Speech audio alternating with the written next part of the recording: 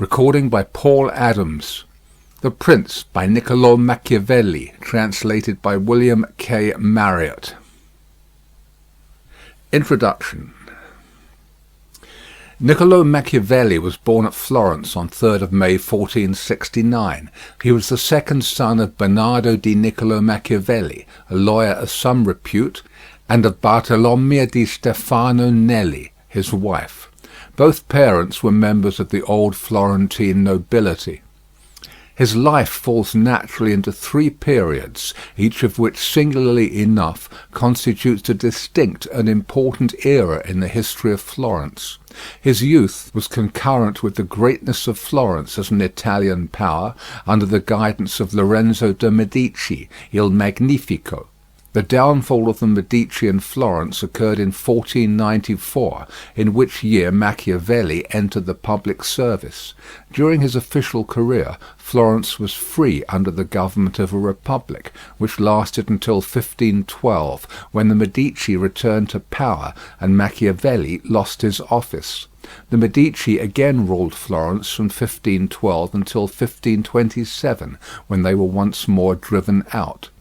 This was the period of Machiavelli's literary activity and increasing influence, but he died within a few weeks of the expulsion of the Medici on 22nd June 1527 in his 58th year without having regained office. Heading: Youth, ages 1 to 25, 1469 to 94. Although there is little recorded of the youth of Machiavelli, the Florence of those days is so well known that the early environment of this representative citizen may be easily imagined. Florence has been described as a city with two opposite currents of life, one directed by the fervent and austere Savonarola, the other by the splendour-loving Lorenzo. Savonarola's influence upon the young Machiavelli must have been slight, for, although at one time he wielded immense power over the fortunes of Florence, he only furnished Machiavelli with a subject of a jibe in The Prince, where he is cited as an example of an unarmed prophet who came to a bad end. Whereas the magnificence of the Medicean rule during the life of Lorenzo appeared to have impressed Machiavelli strongly, for he frequently recurs to it in his writings, and it is to Lorenzo's grandson that he dedicates The Prince. Machiavelli, in his History of Florence, gives us a picture of the young men among whom his youth was passed. He writes, "They were freer than their forefathers in dress and living, and spent more in other kinds of excesses, consuming their time and money in idleness, gaming, and women. Their chief aim was to appear well dressed, and to speak with wit and acuteness, whilst he who could wound others the most cleverly was thought the wisest." In a letter to his son Guido, Machiavelli shows why youth should avail itself of its opportunities for study, and leads us to infer that his own youth had been so occupied. He writes, "I have received your letter, which has given me the greatest pleasure, especially because you tell me you are quite restored in health, than which I could have no better news.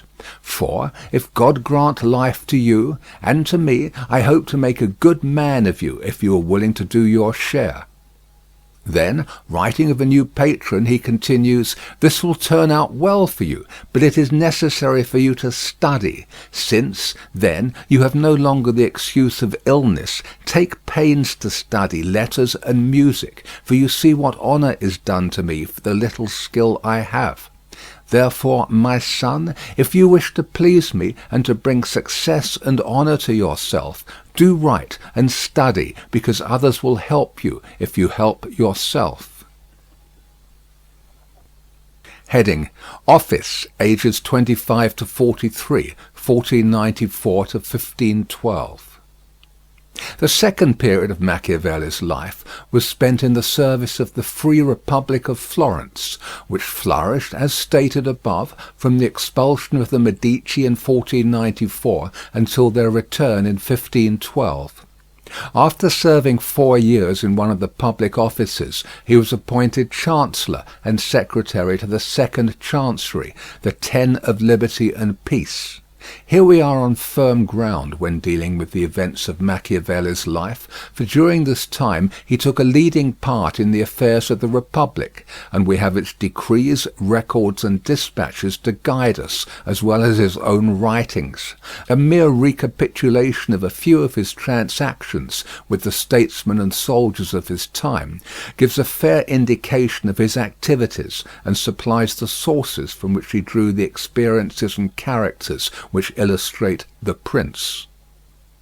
His first mission was in 1499 to Catharina Sforza, my Lady of Forli, of the Prince, from whose conduct and fate he drew the moral that it is far better to earn the confidence of the people than to rely on fortresses. This is a very noticeable principle in Machiavelli, and is urged by him in many ways as a matter of vital importance to princes. In 1500 he was sent to France to obtain terms from Louis XII for continuing the war against Pisa. This king it was who, in his conduct of affairs in Italy, committed the 5 capital errors in statecraft summarized in The Prince, and was consequently driven out. He also it was who made the dissolution of his marriage a condition of support to Pope Alexander VI, which leads Machiavelli to refer those who urge that such promises should be kept to what he has written concerning the faith of princes. Machiavelli's public life was largely occupied with events arising out of the ambitions of Pope Alexander VI and his son Cesare Borgia, the Duke Valentino, and these characters fill a large space of The Prince. Machiavelli never hesitates to cite the actions of the Duke for the benefit of usurpers who wish to keep the states they have seized. He can, indeed, find no precepts to offer so good as the pattern of Cesare Borgia's conduct, insomuch that Cesare is acclaimed by some critics as the hero of The Prince. Yet, in The Prince, the Duke is in point of fact cited as a type of the man who rises on the fortune of others and falls with them, who takes every course that might be expected from a prudent man, but the course which will save him, who is prepared for all eventualities but the one which happens, and who, when all his abilities fail to carry him through, exclaims that it was not his fault, but an extraordinary and unforeseen fatality. On the death of Pius III in 1503, Machiavelli was sent to Rome to watch the election of his successor, and there he saw Cesare Borgia cheated into allowing the choice of the college to fall on Giuliano delle Rovere, Julius II, who was one of the cardinals that had most reason to fear the Duke. Machiavelli, when commenting on this election, says that he who thinks new favours will cause great personages to forget old injuries deceives himself. Julius did not rest until he had ruined Cesare. It was to Julius II that Machiavelli was sent in 1506, when that pontiff was commencing his enterprise against Bologna, which he brought to a successful issue, as he did many of his other adventures, owing chiefly to his impetuous character. It is in reference to Pope Julius that Machiavelli moralizes on the resemblance between fortune and women, and concludes that it is the bold rather than the cautious man that will win and hold them both. It is impossible to follow here the varying fortunes of the Italian states, which in 1507 were controlled by France, Spain, and Germany, with results that have lasted to our day. We are concerned with those events and with the 3 great actors in them, so far only as they impinge on the personality of Machiavelli. He had several meetings with Louis XII of France, and his estimate of that monarch's character has already been alluded to. Machiavelli has painted Ferdinand of Aragon as the man who accomplished great things under the cloak of religion, but who in reality had no mercy, faith, humanity, or integrity, and who, had he allowed himself to be influenced by such motives, would have been ruined. The Emperor Maximilian was one of the most interesting men of the age, and his character has been drawn by many hands. But Machiavelli, who was an envoy at his court in 1507–8, reveals the secret of his many failures when he describes him as a secretive man, without force of character, ignoring the human agencies necessary to carry his schemes into effect, and never insisting on the fulfilment of his wishes. The remaining years of Machiavelli's official career were filled with events arising out of the League of Cambrai, made in 1508 between the three great European powers already mentioned and the Pope, with the object of crushing the Venetian Republic. This result was attained in the Battle of Vaila, when Venice lost in one day all that she had won in 800 years. Florence had a difficult part to play during these events, complicated as they were by the feud which broke out between the Pope and the French, because friendship with France had dictated the entire policy of the Republic. When, in 1511, Julius II finally formed the Holy League against France, and with the assistance of the Swiss drove the French out of Italy, Florence lay at the mercy of the Pope and had to submit to his terms, one of which was that the Medici should be restored. The return of the Medici to Florence on 1st of September 1512 and the consequent fall of the Republic was the signal for the dismissal of Machiavelli and his friends, and thus put an end to his public career, for, as we have seen, he died without regaining office. Heading: Literature and Death, age 43 to 58, 1512 to 27. On the return of the Medici, Machiavelli, who for a few weeks had vainly hoped to retain his office under the new masters of Florence, was dismissed by decree dated 7th November 1512. Shortly after this, he was accused of complicity in an abortive conspiracy against the Medici, imprisoned and put to the question by torture. The new Medician Pope, Leo X, procured his release, and he retired to his small property at San Castiano, near Florence, where he devoted himself to literature. In a letter to Francesco Vettori, dated 13th December 1513, he has left a very interesting description of his life at this period, which elucidates his methods and his motives in writing The Prince. After describing his daily occupations with his family and neighbours, he writes: "The evening being come, I return home and go to my study.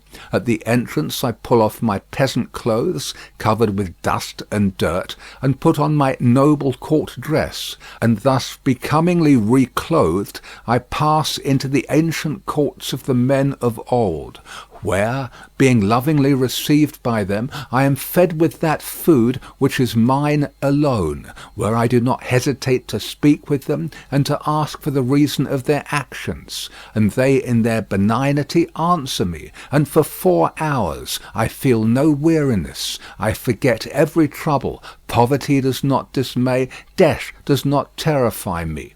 I am possessed entirely by those great men." And because Dante says, "Knowledge doth come of learning well retained, unfruitful else," I have noted down what I have gained from their conversation, and have composed a small work on Principalities, where I pour myself out as fully as I can in meditation on the subject, discussing what a principality is, what kinds there are, how they can be acquired, how they can be kept, why they are lost. And if any of my fancies ever pleased you, this ought not to displease you. And to a prince, especially to a new one, it should be welcome. Therefore I dedicate it to his magnificence Giuliano. Filippo Casavecchio has seen it. He will be able to tell you what is in it. And of the discourses I have had with him, nevertheless I am still enriching and polishing it. The little book suffered many vicissitudes before attaining the form in which it has reached us. Various mental influences were at work during its composition, its title and patron were changed, and for some unknown reason it was finally dedicated to Lorenzo de' Medici. Although Machiavelli discussed with Casavecchio whether it should be sent or presented in person to the patron, there is no evidence that Lorenzo ever received it or even read it. He certainly never gave Machiavelli any employment. Although it was plagiarized during Machiavelli's lifetime, The Prince was never published by him, and its text is still disputable. Machiavelli concludes his letter to Vettori thus: "And as to this little thing," his book, "when it has been read, it will be seen that during the 15 years I have given to the study of statecraft, I have neither slept nor idled, and men ought ever to desire to be served by one who has reaped experience at the expense of others. And of my loyalty none could doubt, because having always kept faith, I could not now learn how to break it. For he who has been faithful and honest, as I have, cannot change his nature, and my poverty is a witness to my honesty." Before Machiavelli had got The Prince off his hands, he commenced his Discourse on the First Decade of Titus Livius, which should be read concurrently with The Prince. These and several minor works occupied him until the year 1518, when he accepted a small commission to look after the affairs of some Florentine merchants at Genoa. In 1519 the Medicean rulers of Florence granted a few political concessions to her citizens, and Machiavelli, with others, was consulted upon a new constitution, under which the Great Council was to be restored, but on one pretext or another it was not promulgated. In 1520 the Florentine merchants again had recourse to Machiavelli to settle their difficulties with Lucca.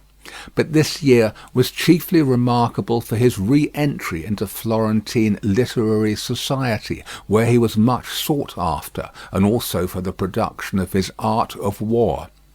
It was in the same year that he received a commission at the instance of Cardinal de' Medici to write the History of Florence, a task which occupied him until 1525. His return to popular favour may have determined the Medici to give him this employment, for an old writer observes that an able statesman out of work, like a huge whale, will endeavour to overturn the ship unless he has an empty cask to play with. When the History of Florence was finished, Machiavelli took it to Rome for presentation to his patron, Giuliano de' Medici, who had in the meanwhile become Pope under the title of Clement VII.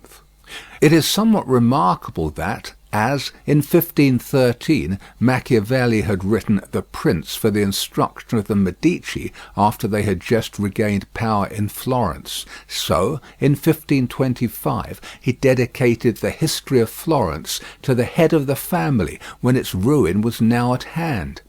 In that year the Battle of Pavia destroyed the French rule in Italy and left Francis I a prisoner in the hands of his great rival Charles V. This was followed by the sack of Rome, upon the news of which the popular party at Florence threw off the yoke of the Medici, who were once more banished. Machiavelli was absent from Florence at this time, but hastened his return, hoping to secure his former office of secretary to the Ten of Liberty and Peace. Unhappily, he was taken ill soon after he reached Florence, where he died on 22nd June, 1527. Heading: The Man and His Works. No one can say where the bones of Machiavelli rest, but modern Florence has decreed him a stately cenotaph in Santa Croce by the side of her most famous sons, recognizing that, whatever other nations may have found in his works, Italy found in them the idea of her unity and the germs of her Renaissance among the nations of Europe. Whilst it is idle to protest against the worldwide and evil signification of his name, it may be pointed out that the harsh construction of his doctrine, which this sinister reputation implies, was unknown to his own day, and that the researches of recent times have enabled us to interpret him more reasonably. It is due to these inquiries that the shape of an unholy necromancer, which so long haunted men's vision, has begun to fade. Machiavelli was undoubtedly a man of great observation, acuteness, and industry, noting with appreciative eye whatever passed before him, and with his supreme literary gift turning it to account in his enforced retirement from affairs. He does not present himself, nor is he depicted by his contemporaries, as a type of that rare combination, the successful statesman and author, for he appears to have been only moderately prosperous in his several embassies and political employments. He was misled by Catharina Sforza, ignored by Louis XII, overawed by Cesare Borgia. Several of his embassies were quite barren of results. His attempts to fortify Florence failed, and the soldiery that he raised astonished everybody by their cowardice. In the conduct of his own affairs he was timid and time-serving. He dared not appear by the side of Soderini, to whom he owed so much, for fear of compromising himself. His connection with the Medici was open to suspicion, and Giuliano appears to have recognized his real forte when he set him to write the history of Florence, rather than employ him in the state. And it is on the literary side of his character, and there alone, that we find no weakness and no failure.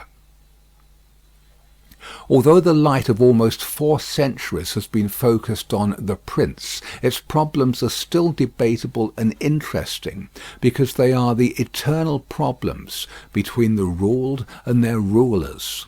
Such as they are, its ethics are those of Machiavelli's contemporaries, yet they cannot be said to be out of date so long as the governments of Europe rely on material rather than on moral forces. Its historical incidents and personages become interesting by reason of the uses which Machiavelli makes of them to illustrate his theories of government and conduct. Leaving out of consideration those maxims of state which still furnish some European and Eastern statesmen with principles of action, the prince is bestrewn with truths that can be proved at every turn. Men are still the dupes of their simplicity and greed, as they were in the days of Alexander VI. The cloak of religion still conceals the vices which Machiavelli laid bare in the character of Ferdinand of Aragon. Men will not look at things as they really are, but as they wish them to be, and are ruined. In politics there are no perfectly safe courses. Prudence consists in choosing the least dangerous ones.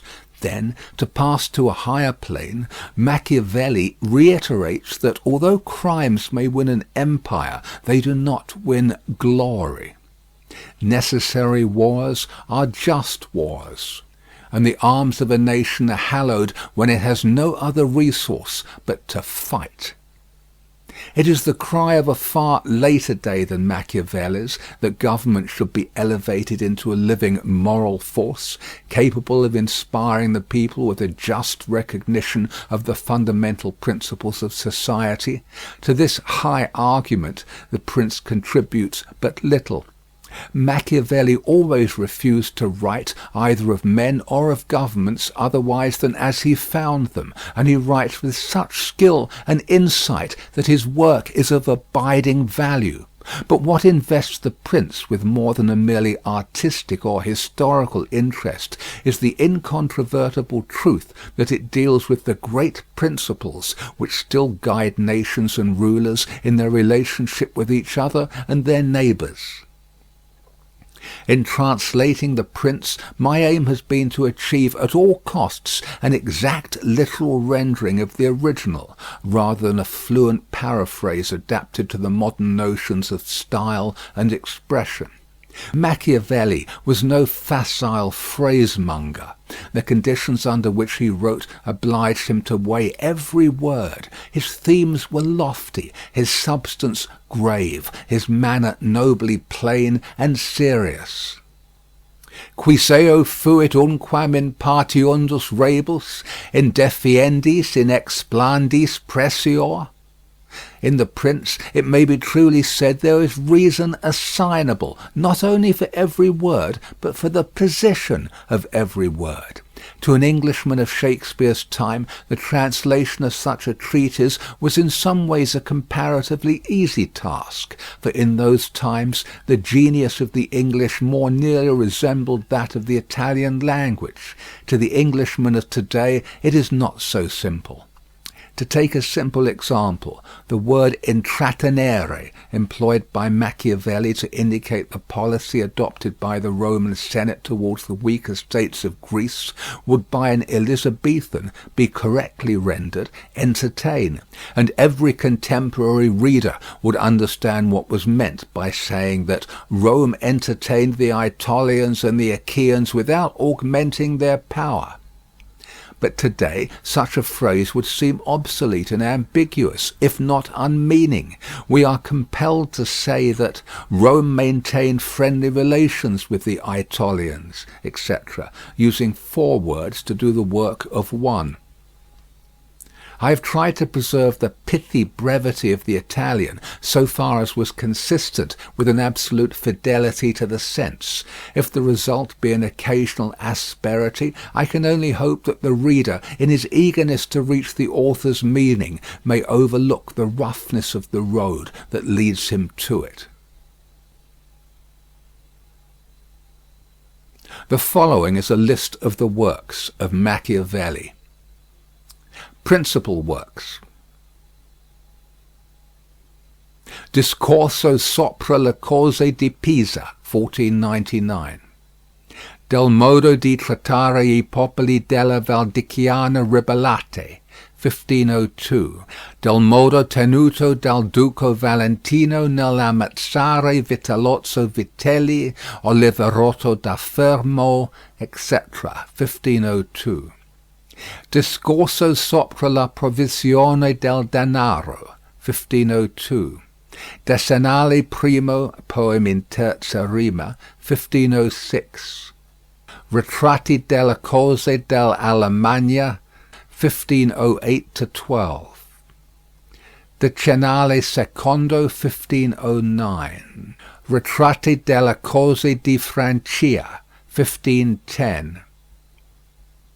Discorsi sopra la prima deca di T. Livio, 3 volumes, 1512-17. Il Principe, 1513. Andria, comedy translated from Terence, 1513? Mandragola, prose comedy in 5 acts with prologue in verse, 1513. Della Lingua, dialogue, 1514. Clizia, comedy in prose, 1515? Belfagor Archidiavolo, novel, 1515. Asino d'Oro, poem in terza rima, 1517. Dell'arte della guerra, 1519-20. Discorso sopra il riformare lo Stato di Firenze, 1520. Sommario delle cose della città di Lucca, 1520. Vita di Castruccio Castracani da Lucca, 1520. Historiae Fiorentina, 8 books, 1521-5. Frammenti Storici, 1525. Other poems include sonetti, canzoni, ottave, and canti carnascialeschi. Editions: Aldo, Venice, 1546. Della Tertina, 1550. Cambiaggi, Florence, 6 volumes, 1782-5. Dei Classici, Milan, 10, 1813. Silvestri, 9 volumes, 1820-2. Passerini, Fanfani, Milanese, 6 volumes, only published 1873-7. Minor works, edited F. L. Polidori, 1852. Lettere familiari, edited E. L. Visi, 1883. 2 editions, one with excisions. Credited writings, edited G. Canestrini, 1857. Letters to F. Vittori, C. A. Ridolfi. Pensieri intorno allo scopo di N. Machiavelli nel libro Il Principe, etc. Di Ferrara, The Private Correspondence of Niccolò Machiavelli, 1929. Dedication. To the magnificent Lorenzo di Piero de' Medici. Those who strive to obtain the good graces of a prince are accustomed to come before him with such things as they hold most precious, or in which they see him take most delight, whence one often sees horses, arms, cloth of gold, precious stones, and similar ornaments presented to princes, worthy of their greatness. Desiring therefore to present myself to your magnificence with some testimony of my devotion towards you, I have not found among my possessions anything which I hold more dear than, or value so much as, the knowledge of the actions of great men, acquired by long experience in contemporary affairs, and a continual study of antiquity, which, having reflected upon it with great and prolonged diligence, I now send digested into a little volume to your magnificence. And although I may consider this work unworthy of your countenance, nevertheless I trust much to your benignity that it may be acceptable, seeing that it is not possible for me to make a better gift than to offer you the opportunity of understanding in the shortest time all that I have learnt in so many years, and with so many troubles and dangers. Which work I have not embellished with swelling or magnificent words, nor stuffed with rounded periods, nor with any extrinsic allurements or adornments whatever, with which so many are accustomed to embellish their works. For I have wished either that no honour should be given it, or else that the truth of the matter and the weightiness of the theme shall make it acceptable. Nor do I hold with those who regard it as a presumption if a man of low and humble condition dare to discuss and settle the concerns of princes, because, just as those who draw landscapes place themselves below in the plain to contemplate the nature of the mountains and of lofty places, and in order to contemplate the plains place themselves upon high mountains, even so to understand the nature of the people it needs to be a prince, and to understand that of princes it needs to be of the people. Take then your magnificence this little gift in the spirit in which I send it, wherein, if it be diligently read and considered by you, you will learn my extreme desire that you should attain that greatness which fortune and your other attributes promise. And if your magnificence from the summit of your greatness will sometimes turn your eyes to these lower regions, you will see how unmeritedly I suffer a great and continued malignity of fortune. End of front matter. Recording by Paul Adams, www.yawnguy.com. Chapter 1. How many kinds of principalities there are, and by what means they are acquired. All states, all powers that have held and hold rule over men have been and are either republics or principalities. Principalities are either hereditary, in which the family has been long established, or they are new. The new are either entirely new, as was Milan to Francesco Sforza, or they are, as it were, members annexed to the hereditary state of the prince who has acquired them, as was the kingdom of Naples to that of the king of Spain. Such dominions thus acquired are either accustomed to live under a prince, or to live in freedom, and are acquired either by the arms of the prince himself, or of others, or else by fortune, or by ability. Chapter 2, concerning hereditary principalities. I will leave out all discussion on republics, inasmuch as in another place I have written of them at length, and will address myself only to principalities. In doing so, I will keep to the order indicated above, and discuss how such principalities are to be ruled and preserved. I say at once there are fewer difficulties in holding hereditary states, and those long accustomed to the family of their prince, than new ones, for it is sufficient only not to transgress the customs of his ancestors, and to deal prudently with circumstances as they arise, for a prince of average powers to maintain himself in his state, unless he be deprived of it by some extraordinary and excessive force.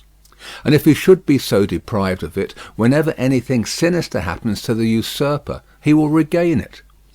We have in Italy, for example, the Duke of Ferrara, who could not have withstood the attacks of the Venetians in 84, nor those of Pope Julius in 10, unless he had been long established in his dominions, for the hereditary prince has less cause and less necessity to offend.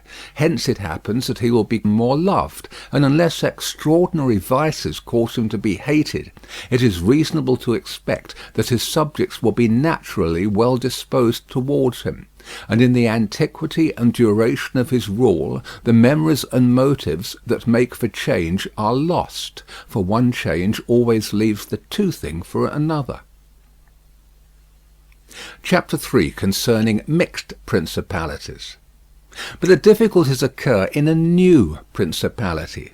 And firstly, if it be not entirely new, but is, as it were, a member of a state, which, taken collectively, may be called composite, the changes arise chiefly from an inherent difficulty which there is in all new principalities, for men change their rulers willingly, hoping to better themselves, and this hope induces them to take up arms against him who rules, wherein they are deceived, because they afterwards find by experience they have gone from bad to worse.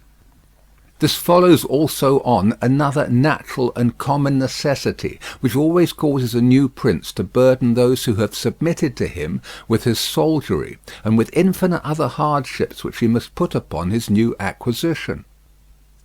In this way you have enemies in all those whom you have injured in seizing that principality, and you are not able to keep those friends who put you there because of your not being able to satisfy them in the way they expected, and you cannot take strong measures against them, feeling bound to them. For, although one may be very strong in armed forces, yet in entering a province one has always need of the good will of the natives. For these reasons Louis XII, King of France, quickly occupied Milan, and as quickly lost it. And to turn him out the first time, it only needed Lodovico's own forces, because those who had opened the gates to him, finding themselves deceived in their hopes of future benefit, would not endure the ill treatment of the new prince. It is very true that, after acquiring rebellious provinces a second time, they are not so lightly lost afterwards, because the prince, with little reluctance, takes the opportunity of the rebellion to punish the delinquents, to clear out the suspects, and to strengthen himself in the weakest places. Thus, to cause France to lose Milan the first time, it was enough for the Duke Lodovico.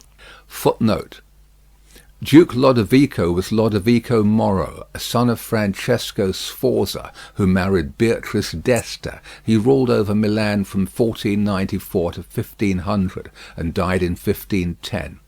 Thus, to cause France to lose Milan the first time, it was enough for the Duke Lodovico to raise insurrections on the borders, but to cause him to lose it a second time, it was necessary to bring the whole world against him, and that his armies should be defeated and driven out of Italy, which followed from the causes above mentioned. Nevertheless, Milan was taken from France both the first and the second time. The general reasons for the first have been discussed. It remains to name those for the second, and to see what resources he had, and what anyone in his situation would have had for maintaining himself more securely in his acquisition than did the King of France. Now, I say that those dominions which, when acquired, are added to an ancient state by him who acquires them, are either of the same country and language, or they are not. When they are, it is easier to hold them, especially when they have not been accustomed to self-government, and to hold them securely it is enough to have destroyed the family of the prince who was ruling them. Because the two peoples, preserving in other things the old conditions, and not being unlike in customs, will live quietly together, as one has seen in Brittany, Burgundy, Gascony, and Normandy, which have been bound to France for so long a time. And although there may be some difference in language, nevertheless the customs are alike, and the people will easily be able to get on amongst themselves. He who has annexed them, if he wishes to hold them, has only to bear in mind two considerations: the one, that the family of their former lord is extinguished; the other, that neither their laws nor their taxes are altered, so that in a very short time they will become entirely one body with the old principality. But when states are acquired in a country differing in language, customs, or laws, there are difficulties, and good fortune and great energy are needed to hold them, and one of the greatest and most real helps would be that he who has acquired them should go and reside there.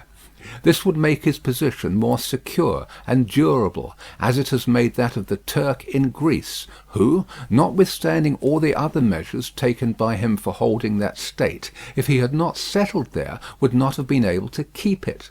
Because, if one is on the spot, disorders are seen as they spring up, and one can quickly remedy them. But if one is not at hand, they are heard of only when they are great, and then one can no longer remedy them. Besides this, the country is not pillaged by your officials, the subjects are satisfied by prompt recourse to the prince. Thus, wishing to be good, they have more cause to love him, and wishing to be otherwise, to fear him.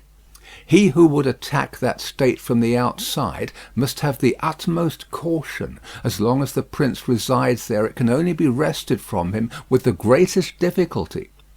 The other and better course is to send colonies to one or two places, which may be as keys to that state, for it is necessary either to do this, or else to keep there a great number of cavalry and infantry.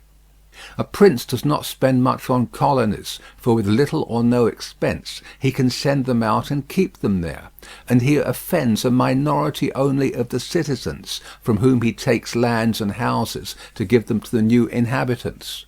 And those whom he offends, remaining poor and scattered, are never able to injure him, whilst the rest, being uninjured, are easily kept quiet, and at the same time are anxious not to err, for fear it should happen to them, as it has to those who have been despoiled. In conclusion, I say that these colonies are not costly, they are more faithful, they injure less, and the injured, as has been said, being poor and scattered, cannot hurt. Upon this, one has to remark that men ought either to be well treated or crushed, because they can avenge themselves of lighter injuries, of more serious ones they cannot. Therefore, the injury that is to be done to a man ought to be of such a kind that one does not stand in fear of revenge.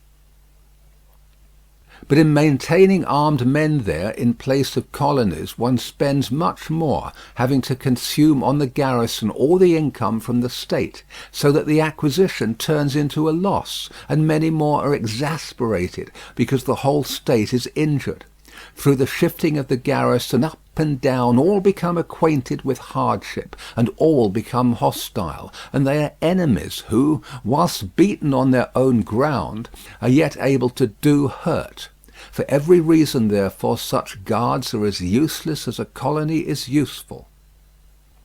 Again, the prince who holds a country differing in the above respects ought to make himself the head and defender of his less powerful neighbours, and to weaken the more powerful amongst them, taking care that no foreigner as powerful as himself shall, by any accident, get a footing there, for it will always happen that such a one will be introduced by those who are discontented, either through excess of ambition or through fear, as one has seen already.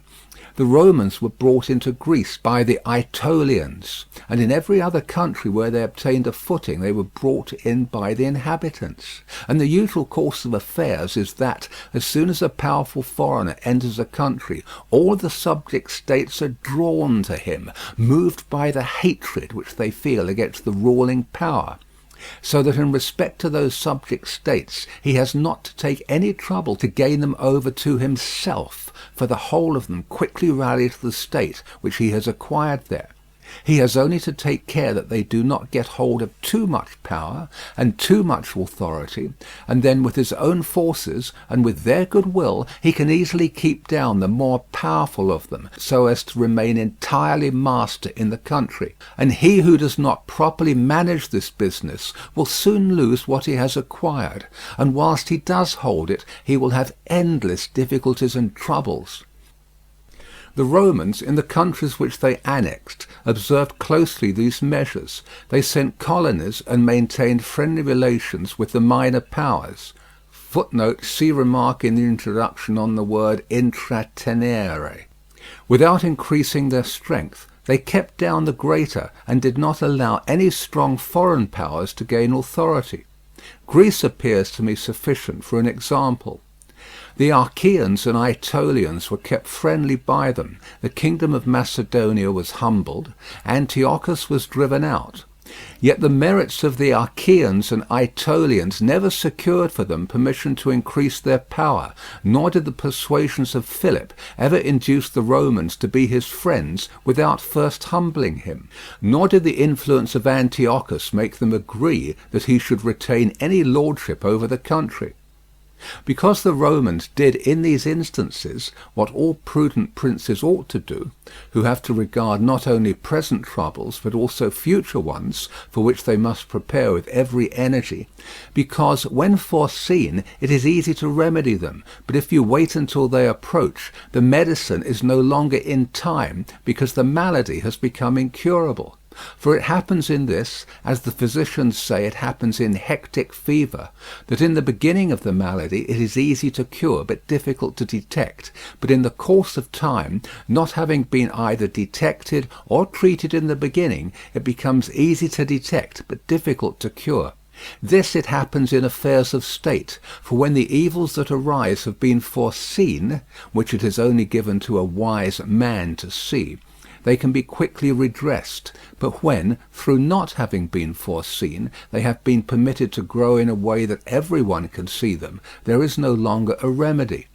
Therefore, the Romans, foreseeing troubles, dealt with them at once, and, even to avoid a war, would not let them come to a head. For they knew that war is not to be avoided, but is only to be put off to the advantage of others. Moreover, they wished to fight with Philip and Antiochus in Greece, so as not to have to do it in Italy. They could have avoided both. But this they did not wish, nor did that ever please them which is for ever in the mouths of the wise ones of our time. Let us enjoy the benefits of the time, but rather the benefits of their own valour and prudence. For time drives everything before it, and is able to bring with it good as well as evil, and evil as well as good. But let us turn to France, and inquire whether she has done any of the things mentioned. I will speak of Louis. Footnote, Louis XII, King of France, the father of the people, born 1462, died 1515, and not of Charles. Footnote, Charles VIII, King of France, born 1470, died 1498. I will speak of Louis, and not of Charles, as the one whose conduct is the better to be observed, he having held possession of Italy for the longest period. And you will see that he has done the opposite to those things which ought to be done to retain a state composed of diverse elements. King Louis was brought into Italy by the ambition of the Venetians, who desired to obtain half the state of Lombardy by his intervention. I will not blame the course taken by the king, because, wishing to get a foothold in Italy, and having no friends there, seeing rather that every door was shut to him owing to the conduct of Charles, he was forced to accept those friendships which he could get, and he would have succeeded very quickly in his design if in other matters he had not made some mistakes.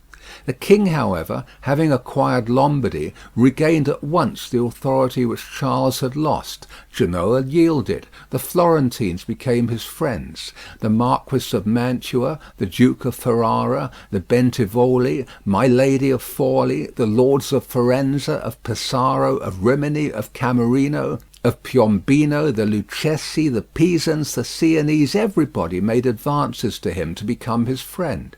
Then could the Venetians realize the rashness of the course taken by them, which, in order that they might secure 2 towns in Lombardy, had made the king master of 2/3 of Italy.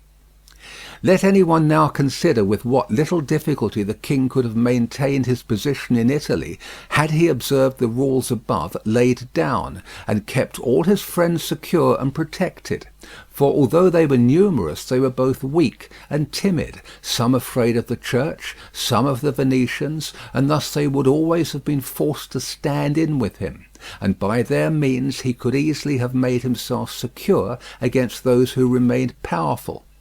But he was no sooner in Milan than he did the contrary, by assisting Pope Alexander to occupy the Romagna. It never occurred to him that by this action he was weakening himself, depriving himself of friends and of those who had thrown themselves into his lap, whilst he aggrandized the church by adding much temporal power to the spiritual, thus giving it greater authority. And, having committed this prime error, he was obliged to follow it up, so much so that, to put an end to the ambition of Alexander, and to prevent his becoming the master of Tuscany, he was himself forced to come into Italy. And as if it were not enough to have aggrandized the church and deprived himself of friends, he, wishing to have the kingdom of Naples, divides it with the king of Spain, and where he was the prime arbiter in Italy, he takes an associate, so that the ambitious of that country and the malcontents of his own should have somewhere to shelter.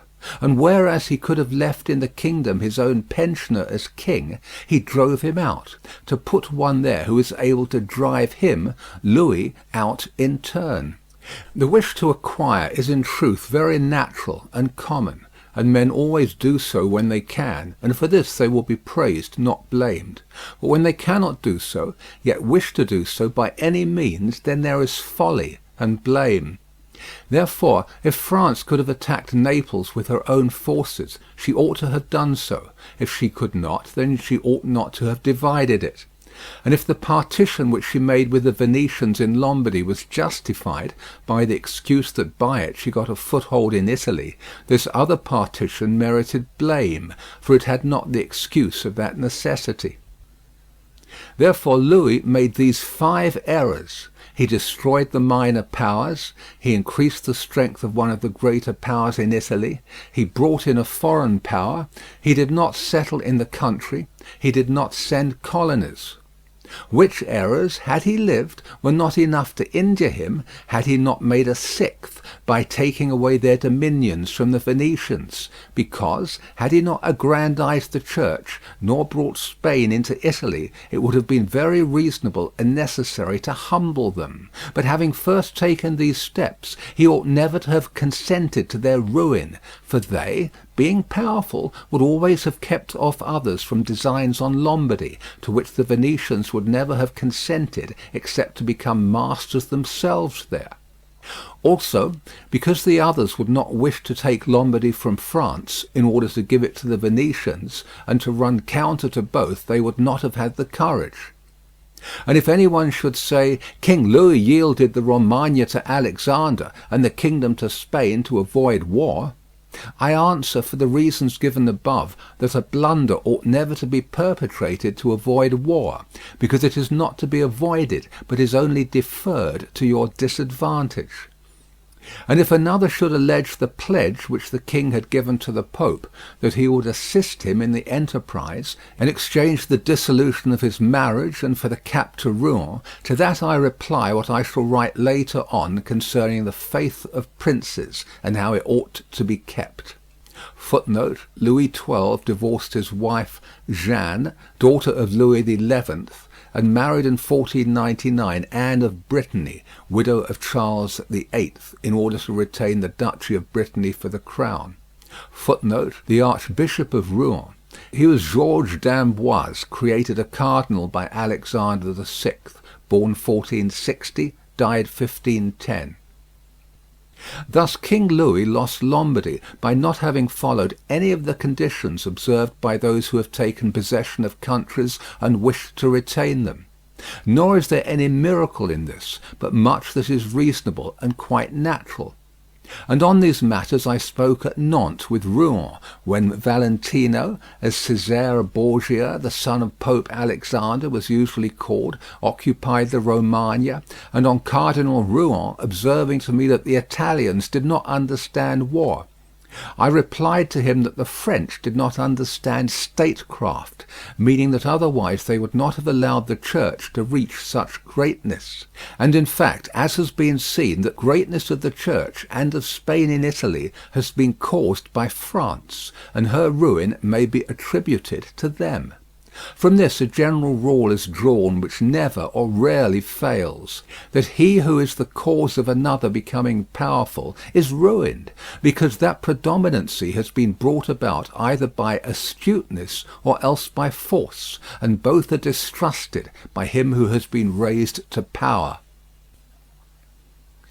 End of chapter 3. Recording by Paul Adams, www.yawnguy.com. Chapter 4. Why the kingdom of Darius, conquered by Alexander, did not rebel against the successors of Alexander at his death.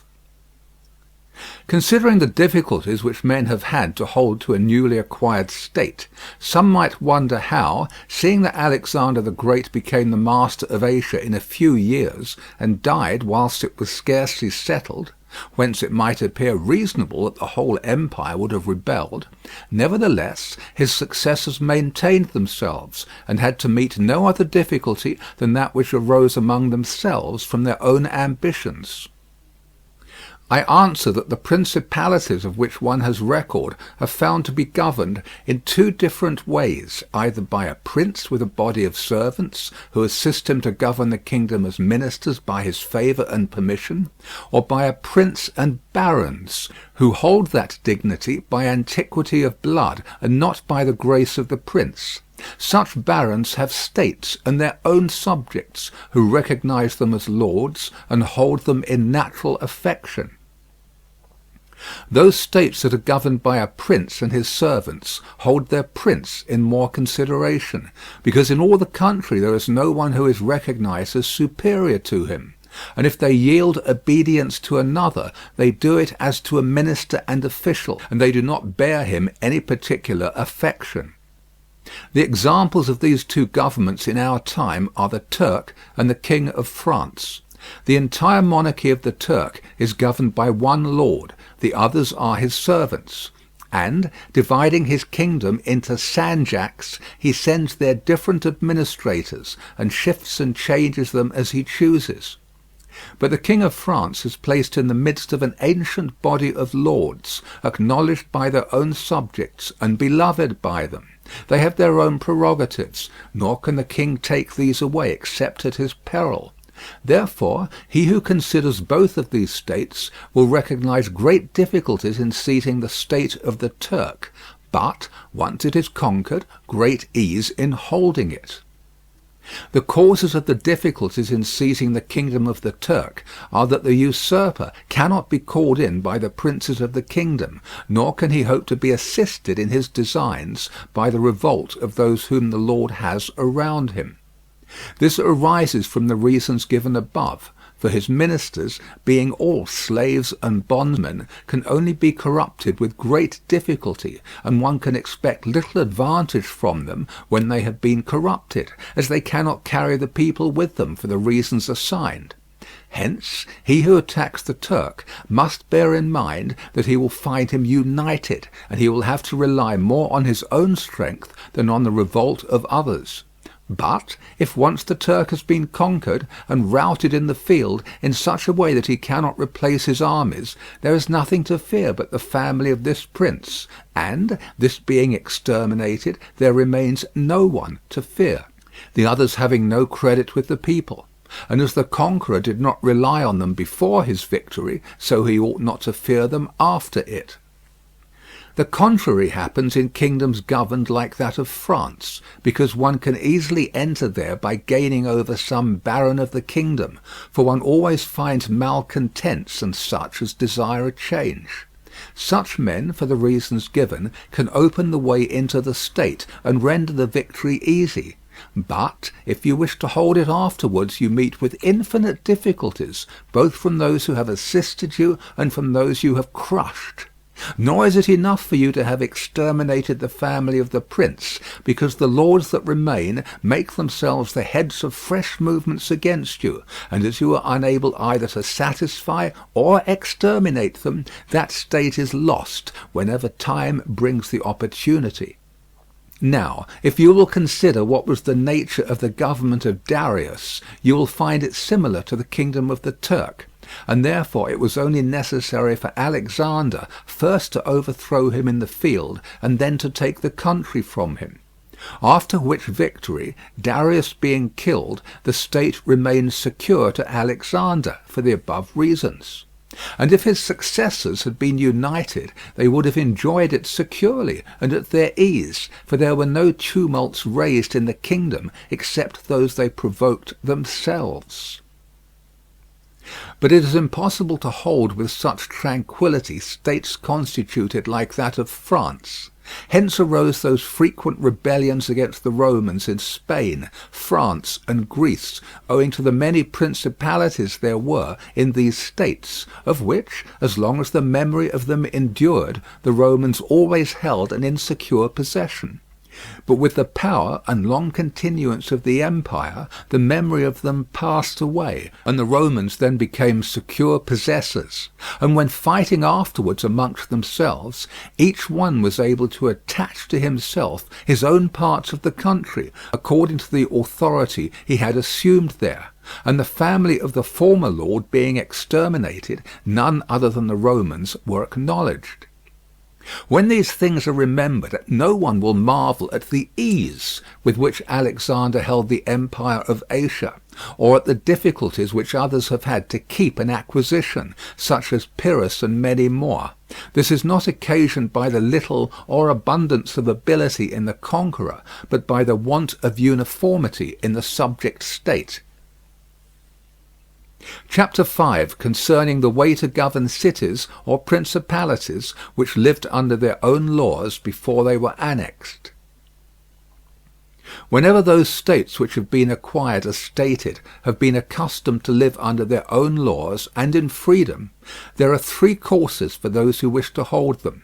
The first is to ruin them, the next is to reside there in person, the third is to permit them to live under their own laws, drawing a tribute, and establishing within it an oligarchy which will keep it friendly to you.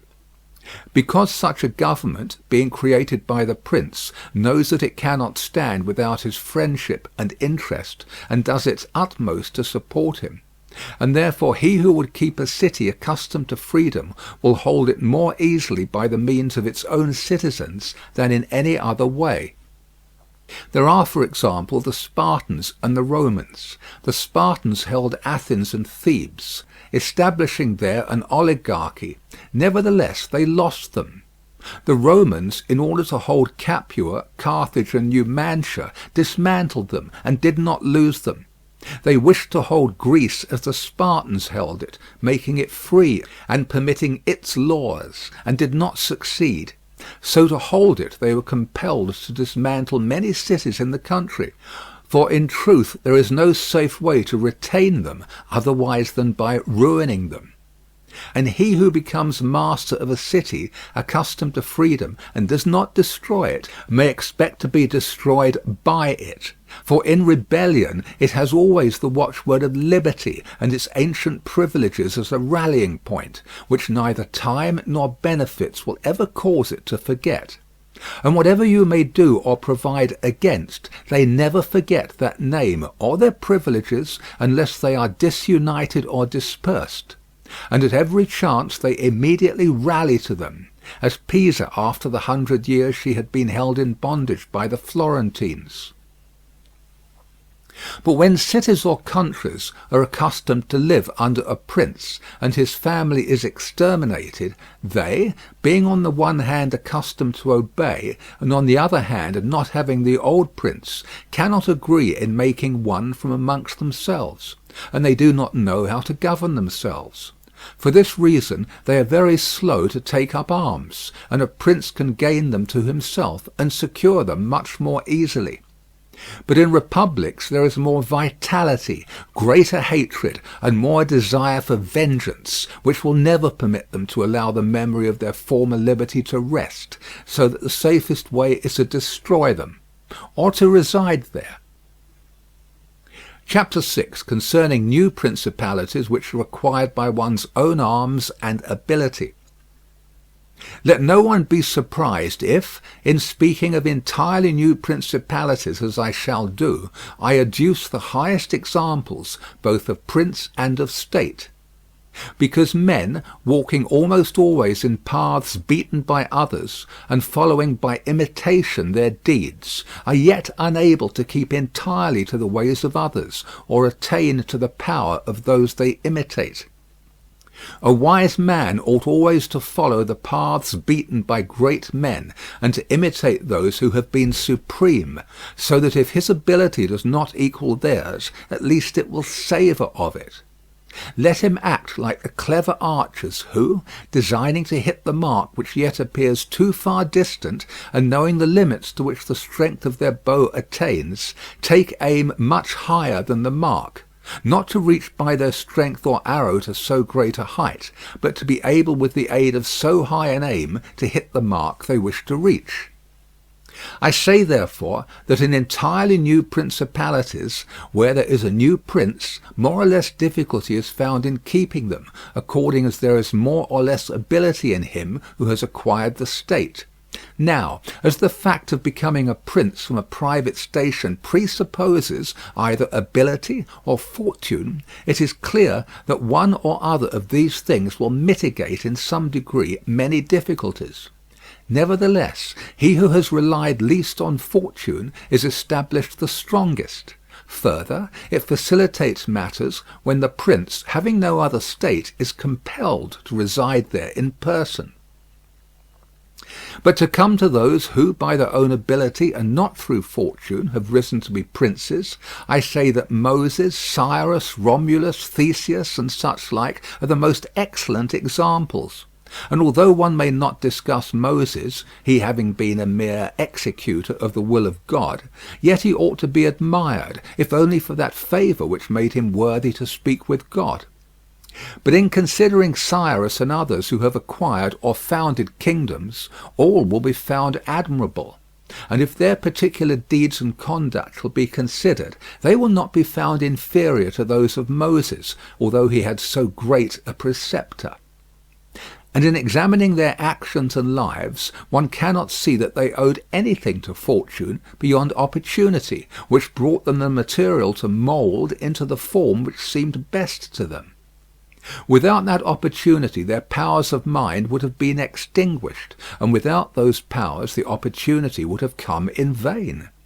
It was necessary, therefore, to Moses that he should find the people of Israel in Egypt enslaved and oppressed by the Egyptians, in order that they should be disposed to follow him so as to be delivered out of bondage. It was necessary that Romulus should not remain in Alba, and that he should be abandoned at his birth, in order that he should become king of Rome and founder of the fatherland. It was necessary that Cyrus should find the Persians discontented with the government of the Medes, and the Medes soft and effeminate through their long peace. Theseus could not have shown his ability had he not found the Athenians dispersed. These opportunities, therefore, made these men fortunate, and their high ability enabled them to recognize the opportunity whereby their country was ennobled and made famous. Those who by valorous ways become princes, like these men, acquire a principality with difficulty, but they keep it with ease. The difficulties they have in acquiring it rise in part from the new rules and methods which they are forced to introduce to establish their government and its security. And it ought to be remembered that there is nothing more difficult to take in hand, more perilous to conduct, or more uncertain in its success, than to take the lead in the introduction of a new order of things, because the innovator has for enemies all those who have done well under the old conditions, and lukewarm defenders in those who may do well under the new. This coolness arises partly from fear of the opponents, who have the laws on their side, and partly from the incredulity of men, who do not readily believe in new things until they have had a long experience of them. Thus it happens that whenever those who are hostile have the opportunity to attack, they do it like partisans, while the others defend lukewarmly, in such wise that the prince is endangered along with them. It is necessary, therefore, if we desire to discuss this matter thoroughly, to inquire whether these innovators can rely on themselves or have to depend on others. That is to say, whether, to consummate their enterprise, have they to use prayers or can they use force? In the first instance they always succeed badly and never compass anything, but when they can rely on themselves and use force, then they are rarely endangered. Hence it is that all armed prophets have conquered, and the unarmed ones have been destroyed. Besides the reasons mentioned, the nature of the people is variable, and whilst it is easy to persuade them, it is difficult to fix them in that persuasion.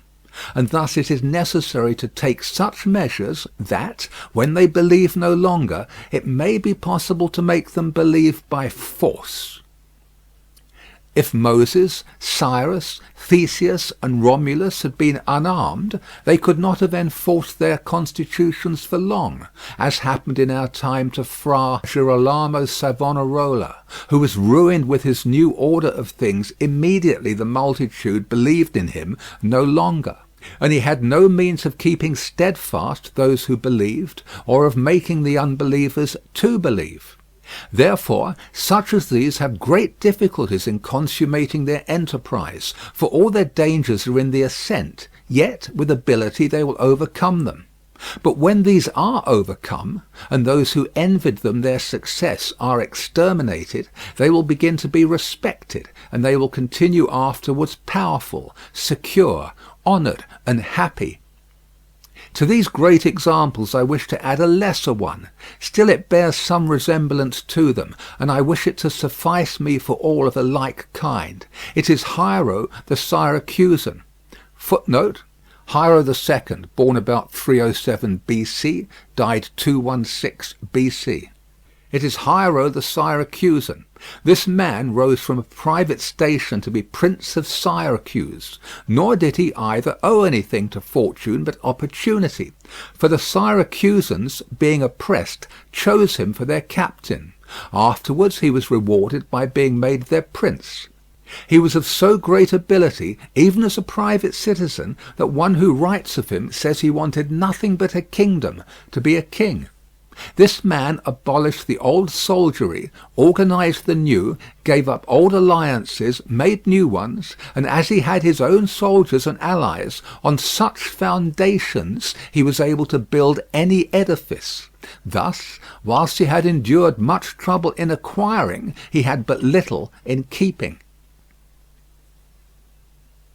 End of chapter 6. Recording by Paul Adams. www.yawnguy.com. Chapter 7. Concerning new principalities, which are acquired either by the arms of others or by good fortune. Those who solely by good fortune become princes from being private citizens have little trouble in rising, but much in keeping atop. They have not any difficulties on the way up, because they fly, but they have many when they reach the summit.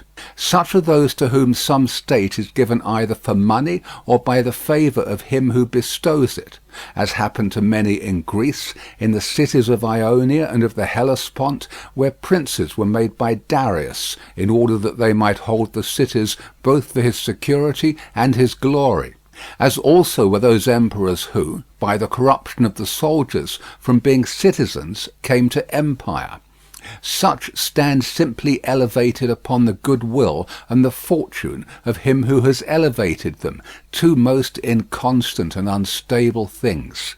Neither have they the knowledge requisite for the position, because, unless they are men of great worth and ability, it is not reasonable to expect that they should know how to command, having always lived in a private condition. Besides, they cannot hold it, because they have not forces which they can keep friendly and faithful. States that rise unexpectedly, then, like all other things in nature which are born and grow rapidly, cannot leave their foundations and correspondences. Footnote: Le radicie correspondenzi, their roots, i.e. foundations and correspondences or relations with other states, a common meaning of correspondence and correspondency in the 16th and 17th centuries, cannot leave their foundations and correspondences fixed in such a way that the first storm will not overthrow them, unless, as is said, those who unexpectedly become princes are men of so much ability that they know they have to be prepared at once to hold that which fortune has thrown into their laps, and that those foundations which others have laid before they became princes, they must lay afterwards. Concerning these two methods of rising to be a prince by ability or fortune, I wish to adduce two examples within our own recollection, and these are Francesco Sforza. Footnote: Francesco Sforza, born 1401, died 1466.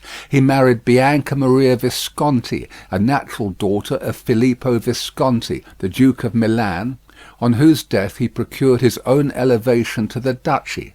Machiavelli was the accredited agent of the Florentine Republic to Cesare Borgia, 1478 to 1507, during the transactions which led up to the assassinations of the Orsini and Vitelli at Sinigalia, and along with his letters to his chiefs in Florence, he has left an account, written 10 years before the prince, of the proceedings of the duke in his Descrizioni del modo tenuto dal Duca Valentino nello ammazzare Vitellozzo Vitelli, etc., a translation of which is appended to the present work.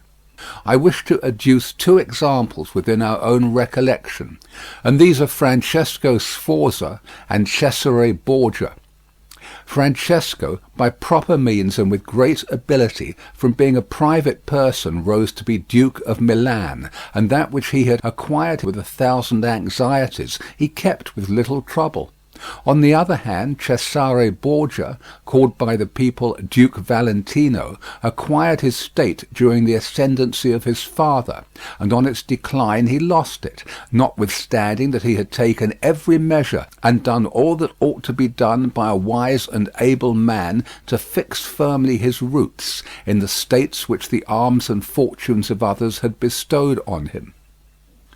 Because, as is stated above, he who has not first laid his foundations may be able with great ability to lay them afterwards, but they will be laid with trouble to the architect and danger to the building.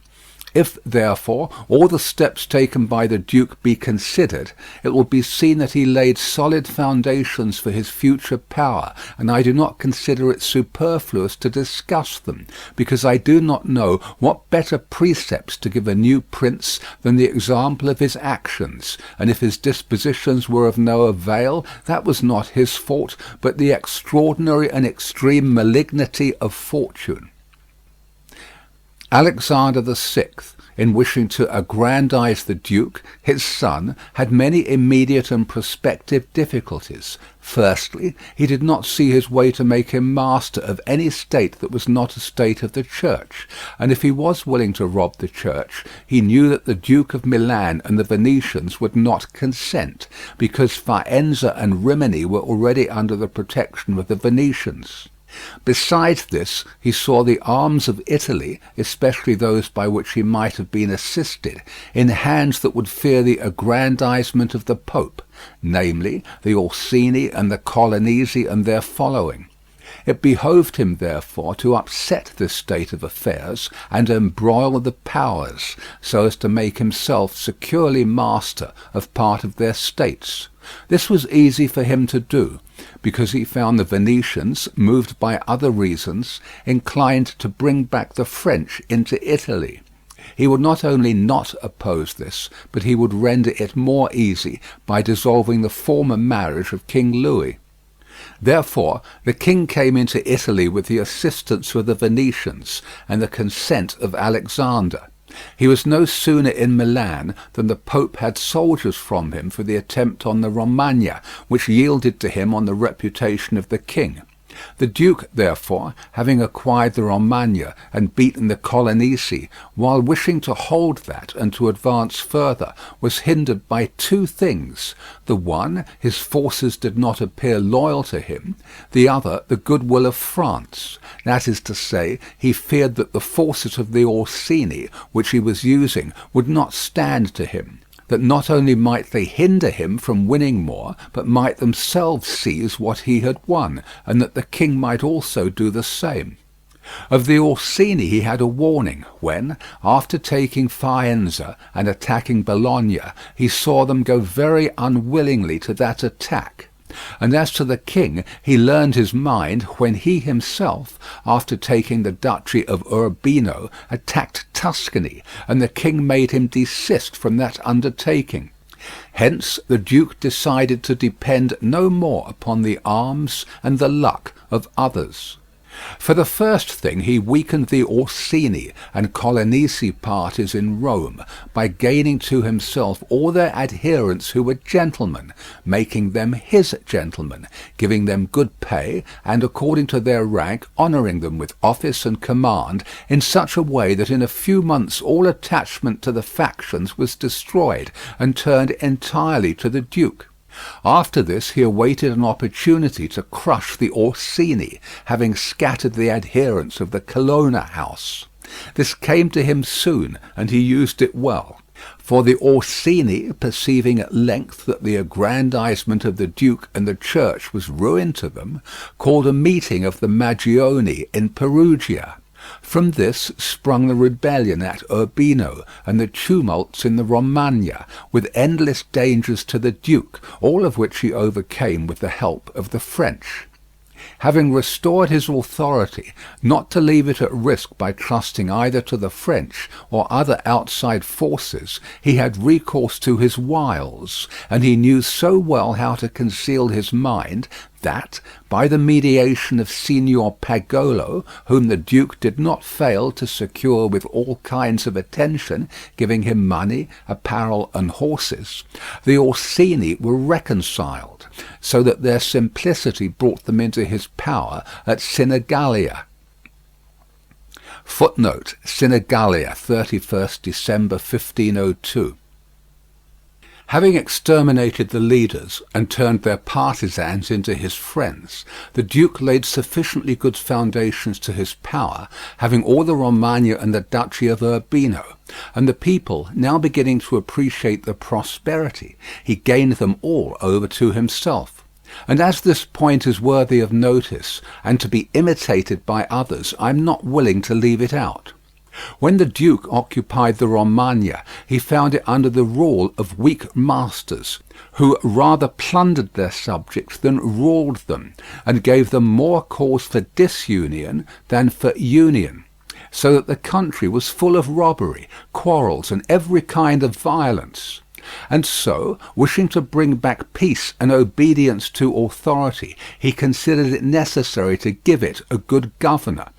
Thereupon he promoted Messer Ramiro d'Orco, Footnote: Romero d'Orco, Romero de Lorca. Therefore he promoted Messer Romero d'Orco, a swift and cruel man, to whom he gave the fullest power.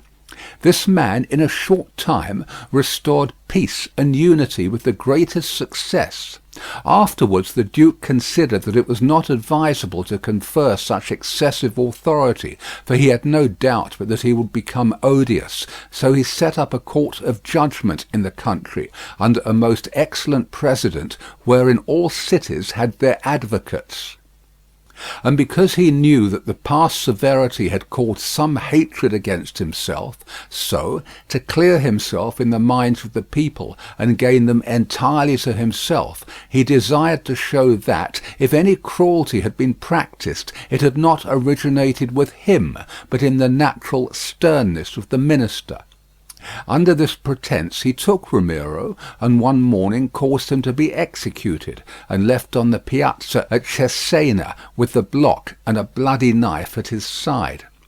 The barbarity of this spectacle caused the people to be at once satisfied and dismayed. But let us return whence we started.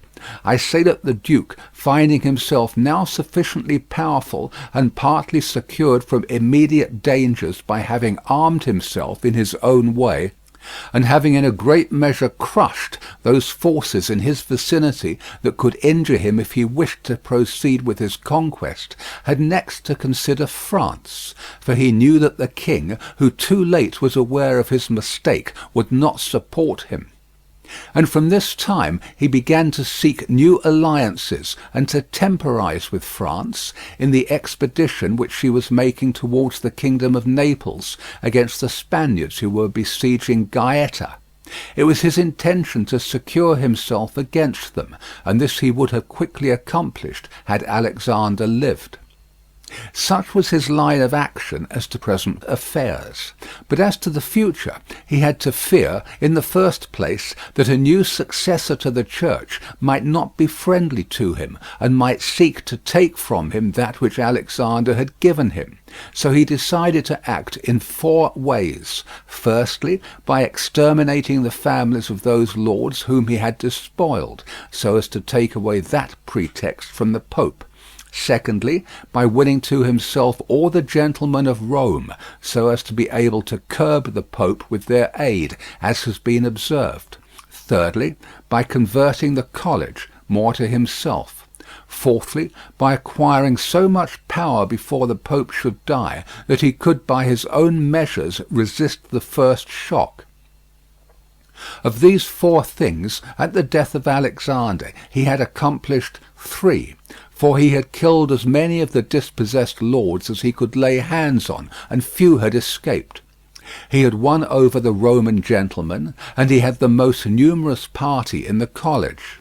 And as to any fresh acquisition, he intended to become master of Tuscany, for he already possessed Perugia and Piombino, and Pisa was under his protection. And as he had no longer to study France, for the French were already driven out of the kingdom of Naples by the Spaniards, and in this way both were compelled to buy his good will, he pounced down upon Pisa. After this, Lucca and Siena yielded at once, partly through hatred and partly through fear of the Florentines, and the Florentines would have had no remedy had he continued to prosper, as he was prospering the year that Alexander died, for he had acquired so much power and reputation that he would have stood by himself, and no longer have depended on the luck and the forces of others, but solely on his own power and ability. But Alexander died 5 years after he had first drawn the sword. He left the Duke with the state of Romagna alone consolidated, with the rest in the air, between 2 most powerful hostile armies, and sick unto death. Yet there were in the Duke such boldness and ability, and he knew so well how men are to be won or lost, and so firm were the foundations which in so short a time he had laid, that if he had not had those armies on his back, or if he had been in good health, he would have overcome all difficulties. And it is seen that his foundations were good, for the Romagna awaited him for more than a month. In Rome, although but half alive, he remained secure, and whilst the Baglioni, the Vitelli, and the Orsini might come to Rome, they could not effect anything against him. If he could not have made Pope him whom he wished, at least the one whom he did not wish would not have been elected. But if he had been in sound health at the death of Alexander, Alexander VI died of fever, 18th August 1503. But if he had been in sound health at the death of Alexander, everything would have been different to him. On the day that Julius II, Julius II was Giuliano della Rovere, Cardinal of San Pietro ad Vincula, born 1443, died 1513. On the day that Julius II was elected, he told me that he had thought of everything that might occur at the death of his father, and had provided a remedy for all, except that he had never anticipated that, when the death did happen, he himself would be on the point to die. When all the actions of the Duke are recalled, I do not know how to blame him, but rather it appears to be, as I have said, that I ought to offer him for imitation to all those who, by the fortune or the arms of others, are raised to government. Because he, having a lofty spirit and far-reaching aims, could not have regulated his conduct otherwise, and only the shortness of the life of Alexander and his own sickness frustrated his designs. Therefore, he who considers it necessary to secure himself in his new principality, to win friends, to overcome either by force or fraud, to make himself beloved and feared by the people, to be followed and revered by the soldiers, to exterminate those who have power or reason to hurt him, to change the old order of things for new, to be severe and gracious, magnanimous and liberal, to destroy a disloyal soldiery and to create new, to maintain friendship with kings and princes in such a way that they must help him with zeal and offend with caution, cannot find a more lively example than the actions of this man.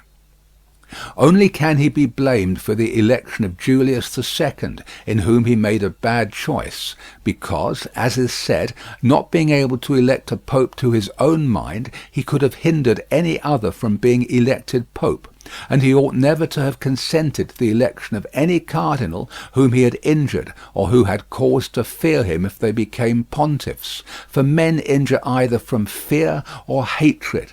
Those whom he had injured, amongst others, were San Pietro ad Vincula, Colonna, San Giorgio, and Ascanio. San Giorgio is Raffaello Riario. Ascanio is Ascanio Sforza. The rest, in becoming pope, had to fear him, Rouen and the Spaniards excepted, the latter from their relationship and obligations, the former from his influence, the kingdom of France having relations with him. Therefore, above everything, the Duke ought to have created a Spaniard pope, and, failing him, he ought to have consented to Rouen and not San Pietro ad Vincula.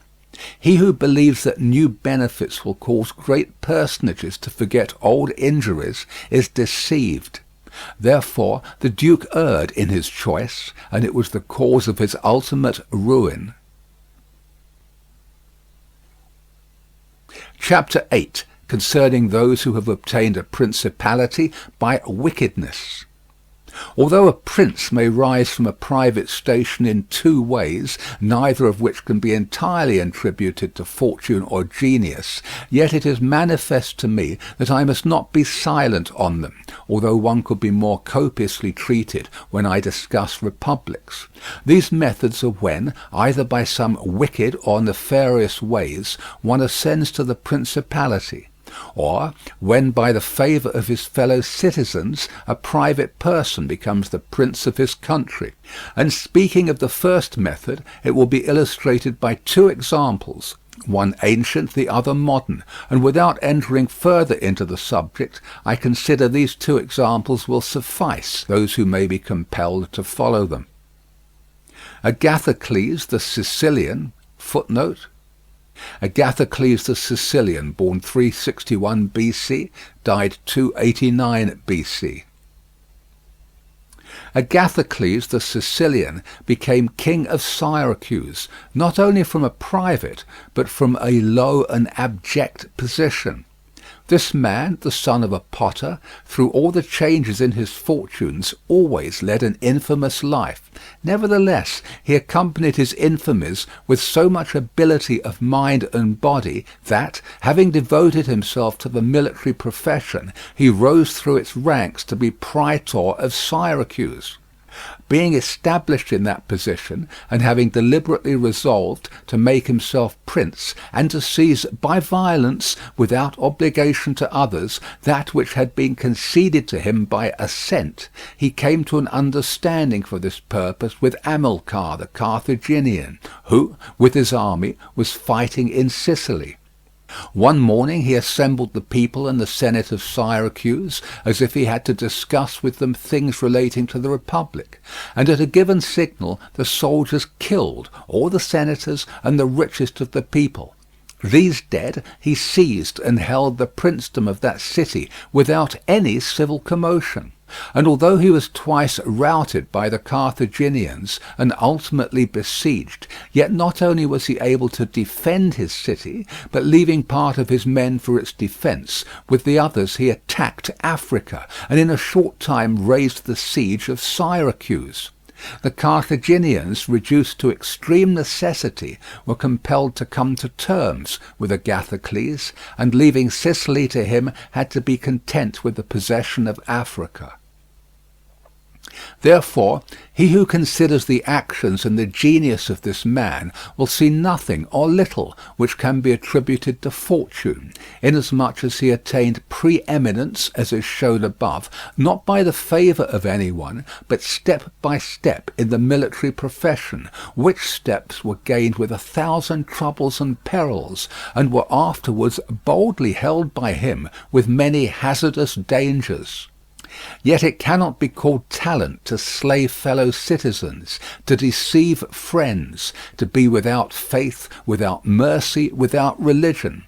Such methods may gain empire, but not glory. Still, if the courage of Agathocles in entering into and extricating himself from dangers be considered, together with his greatness of mind in enduring and overcoming hardships, it cannot be seen why he should be esteemed less than the most notable captain. Nevertheless, his barbarous cruelty and inhumanity with infinite wickedness do not permit him to be celebrated among the most excellent men. What he achieved cannot be attributed either to fortune or genius. In our times, during the rule of Alexander VI, Oliverotto da Fermo, having been left an orphan many years before, was brought up by his maternal uncle Giovanni Fogliani, and in the early days of his youth sent to fight under Pagolo Vitelli, that, being trained under his discipline, he might attain some high position in the military profession. After Pagolo died, he fought under his brother Vitellozzo, and in a very short time, being endowed with wit and a vigorous body and mind, he became the first man in his profession. But it appearing a paltry thing to serve under others, he resolved, with the aid of some citizens of Fermo, to whom the slavery of their country was dearer than its liberty, and with the help of the Vitelleschi, to seize Fermo. So he wrote to Giovanni Fogliani that, having been away from home for many years, he wished to visit him in his city, and in some measure to look upon his patrimony. And although he had not laboured to acquire anything except honour, yet, in order that the citizens should see he had not spent his time in vain, he desired to come honourably, so would be accompanied by 100 horsemen, his friends and retainers. and he entreated Giovanni to arrange that he should be received honourably by the Fermians, all of which would be not only to his honour, but also to that of Giovanni himself, who had brought him up. Giovanni, therefore, did not fail in any attentions due to his nephew, and he caused him to be honourably received by the Fermians, and he lodged him in his own house, where, having passed some days, and having arranged what was necessary for his wicked designs, Oliverotto gave a solemn banquet, to which he invited Giovanni Fogliani and the chiefs of Fermo. When the viands and all the other entertainments that are usual in such banquets were finished, Oliverotto artfully began certain grave discourses, speaking of the greatness of Pope Alexander and his son Cesare, and of their enterprises, to which discourse Giovanni and others answered. But he rose at once, saying that such matters ought to be discussed in a more private place, and he betook himself to a chamber, whither Giovanni and the rest of the citizens went in after him. No sooner were they seated than soldiers issued from secret places and slaughtered Giovanni and the rest.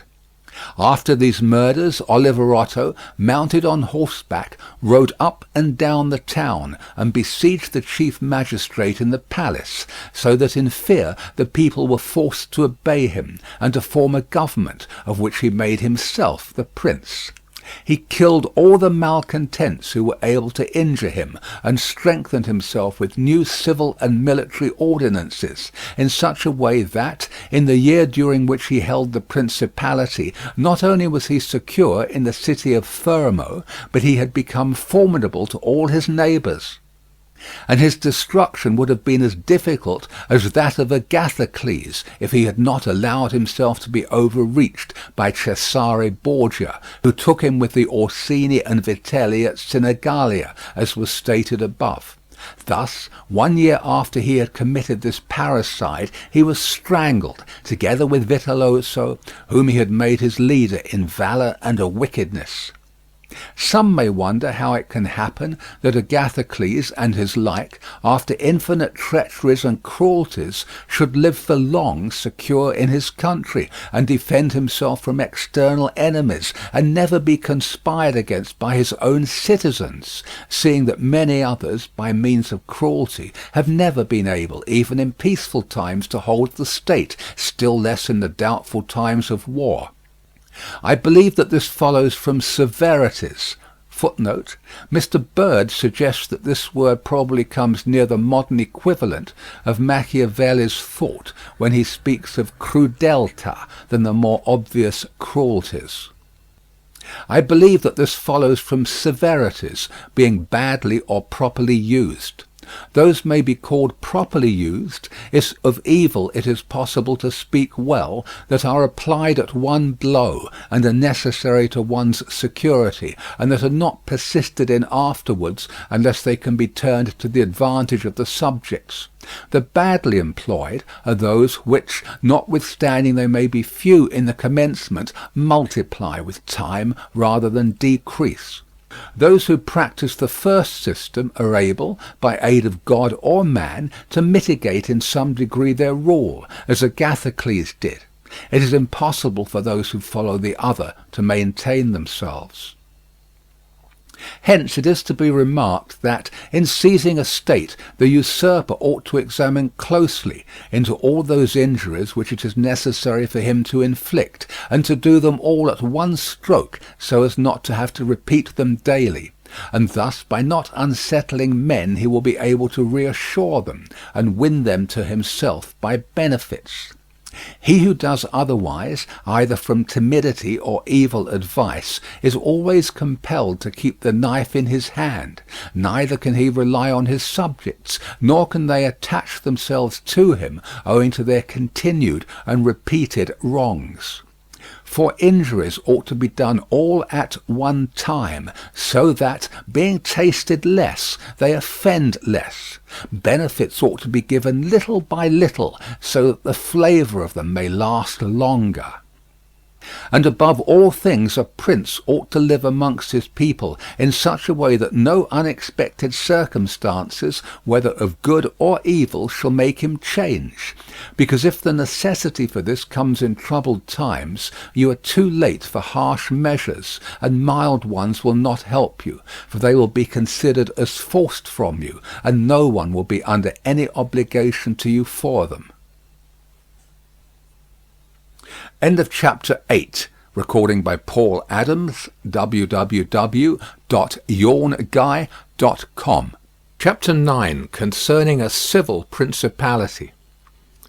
But coming to the other point, where a leading citizen becomes the prince of his country, not by wickedness or any intolerable violence, but by the favour of his fellow citizens, this may be called a civil principality, nor is genius or fortune altogether necessary to attain to it, but rather a happy shrewdness. I say then that such a principality is obtained either by the favour of the people or by the favour of the nobles. Because in all cities these two distinct parties are found, and from this it arises that the people do not wish to be ruled nor oppressed by the nobles, and the nobles wish to rule and oppress the people. And from these two opposite desires there arises in cities one of three results: either a principality, self-government, or anarchy. A principality is created either by the people or by the nobles, accordingly as one or other of them has the opportunity. For the nobles, seeing they cannot withstand the people, begin to cry up the reputation of one of themselves, and they make him a prince, so that under his shadow they can give vent to their ambitions. The people, finding they cannot resist the nobles, also cry up the reputation of one of themselves, and make him a prince so as to be defended by his authority. He who obtains sovereignty by the assistance of the nobles maintains himself with more difficulty than he who comes to it by the aid of the people, because the former finds himself with many around him who consider themselves his equals, and because of this he can neither rule nor manage them to his liking. But he who reaches sovereignty by popular favour finds himself alone, and has none around him, or few, who are not prepared to obey him.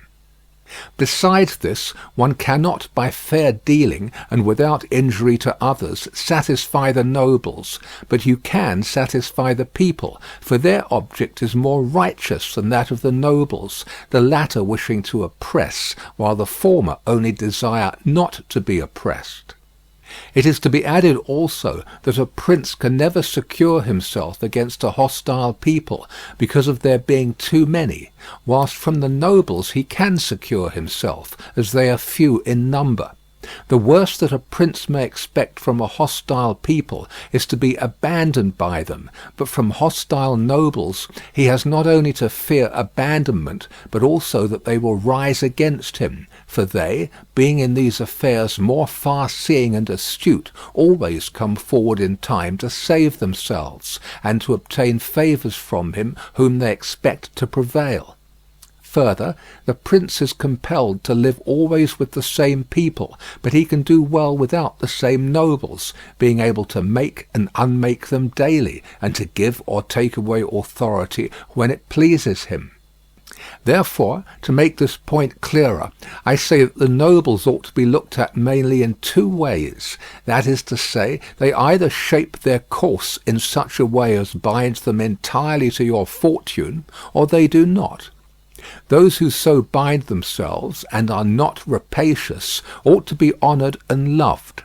Those who do not bind themselves may be dealt with in two ways. They may fail to do this through pusillanimity and a natural want of courage, in which case you ought to make use of them, especially of those who are of good counsel. And thus, while in prosperity you honour them, in adversity you do not have to fear them. But when for their own ambitious ends they shun binding themselves, it is a token that they are giving more thought to themselves than to you, and a prince ought to guard against such, and to fear them as if they were open enemies, because in adversity they always help to ruin him. Therefore, one who becomes a prince through the favour of the people ought to keep them friendly, and this he can easily do, seeing they only ask not to be oppressed by him. But one who, in opposition to the people, becomes a prince by the favour of the nobles, ought, above everything, to seek to win the people over to himself, and this he may easily do if he takes them under his protection. Because men, when they receive good from him of whom they were expecting evil, are bound more closely to their benefactor. Thus the people quickly become more devoted to him than if he had been raised to the principality by their favours, and the prince can win their affections in many ways. But as these vary according to the circumstances, one cannot give fixed rules, so I omit them. But, I repeat, it is necessary for a prince to have the people friendly, otherwise he has no security in adversity. Nabis, footnote. Nabis, tyrant of Sparta, conquered by the Romans under Flaminius in 195 BC, killed 192 BC. Nabis, prince of the Spartans, sustained the attack of all Greece and of a victorious Roman army, and against them he defended his country and his government. And for the overcoming of this peril it was only necessary for him to make himself secure against a few, but this would not have been sufficient had the people been hostile. And do not let any one impugn this statement with the trite proverb that he who builds on the people builds on the mud.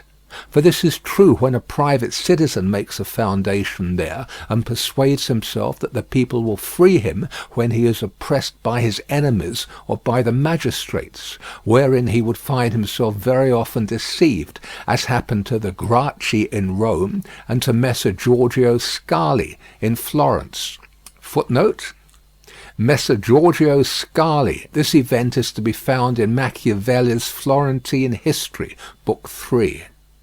But granted a prince who has established himself as above, who can command, and is a man of courage, undismayed in adversity, who does not fail in other qualifications, and who, by his resolution and energy, keeps the whole people encouraged, such a one will never find himself deceived in them, and it will be shown that he has laid his foundations well. These principalities are liable to danger when they are passing from the civil to the absolute order of government, for such princes either rule personally or through magistrates. In the latter case their government is weaker and more insecure, because it rests entirely on the goodwill of those citizens who are raised to the magistracy, and who, especially in troubled times, can destroy the government with great ease, either by intrigue or open defiance, and the prince has not the chance amid tumults to exercise absolute authority, because the citizens and subjects, accustomed to receive orders from magistrates, are not of a mind to obey him amidst these confusions, and there will always be in doubtful times a scarcity of men whom he can trust. For such a prince cannot rely upon what he observes in quiet times, when citizens have need of the state, because then every one agrees with him. They all promise, and when death is far distant they all wish to die for him. But in troubled times, when the state has need of its citizens, then he finds but few. And so much the more is this experiment dangerous, inasmuch as it can only be tried once.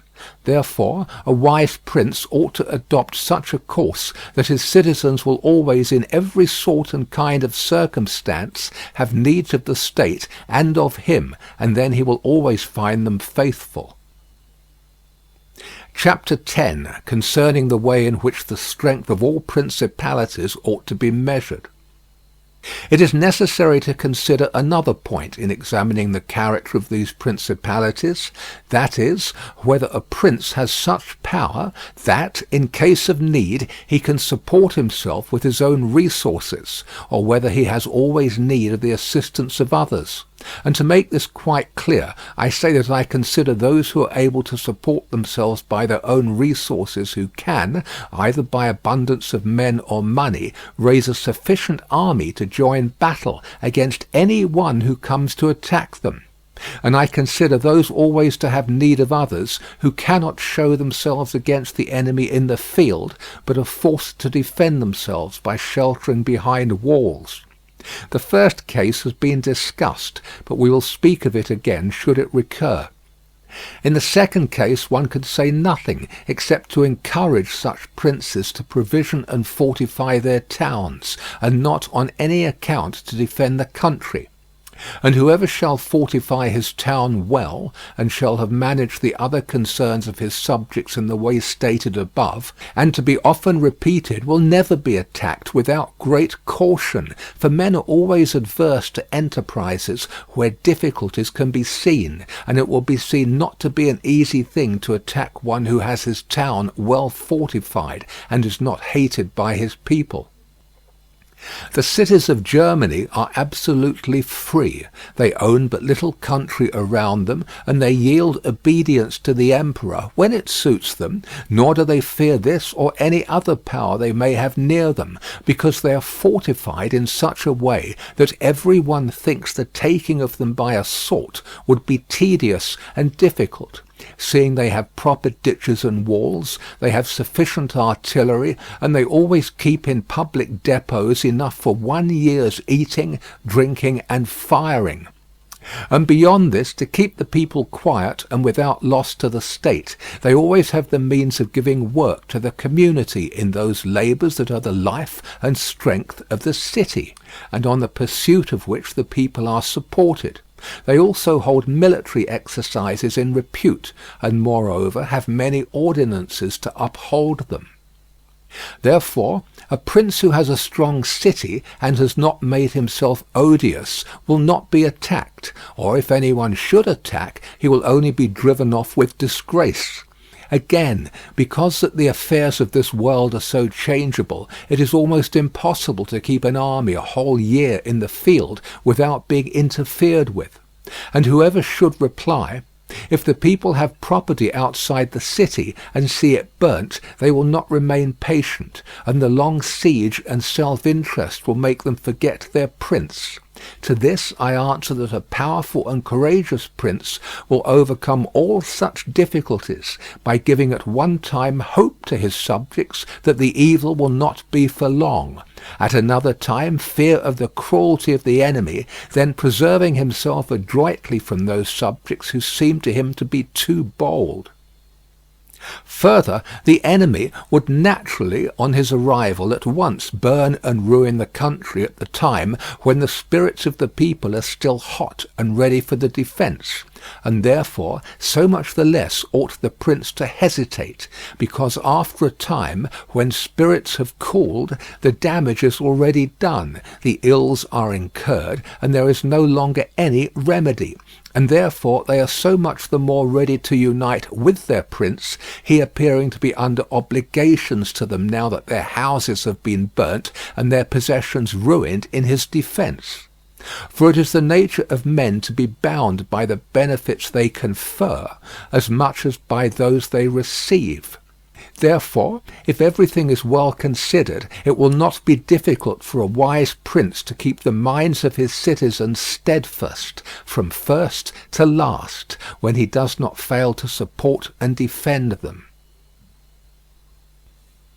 Chapter 11, concerning ecclesiastical principalities. It only remains now to speak of ecclesiastical principalities, touching which all difficulties are prior to getting possession, because they are acquired either by capacity or good fortune, and they can be held without either. For they are sustained by the ancient ordinances of religion, which are so all-powerful and of such a character that the principalities may be held no matter how their princes behave and live. These princes alone have states and do not defend them, and they have subjects and do not rule them, and the states, although unguarded, are not taken from them, and the subjects, although not ruled, do not care, and they have neither the desire nor the ability to alienate themselves. Such principalities only are secure and happy. But being upheld by powers to which the human mind cannot reach, I shall speak no more of them, because, being exalted and maintained by God, it would be the act of a presumptuous and rash man to discuss them.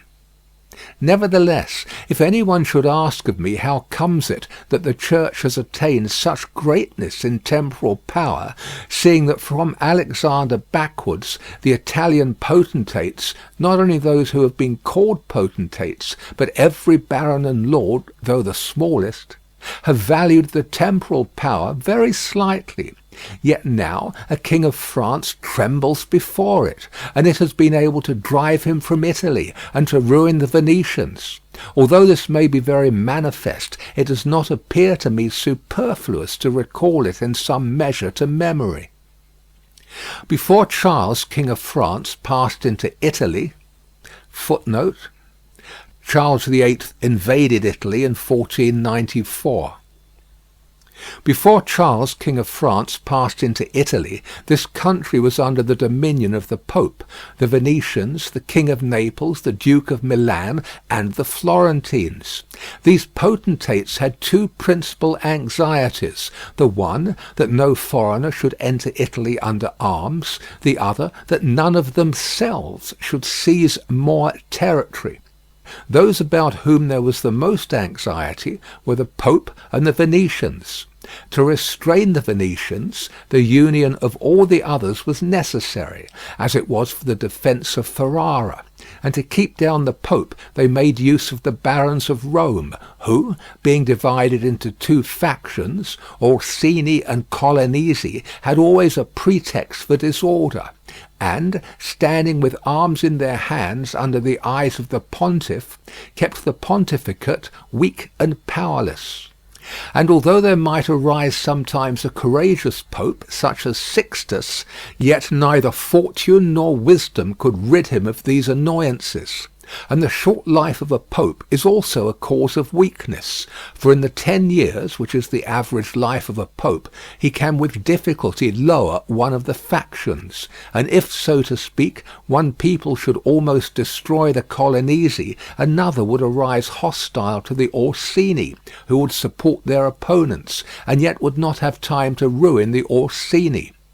This was the reason why the temporal powers of the Pope were little esteemed in Italy.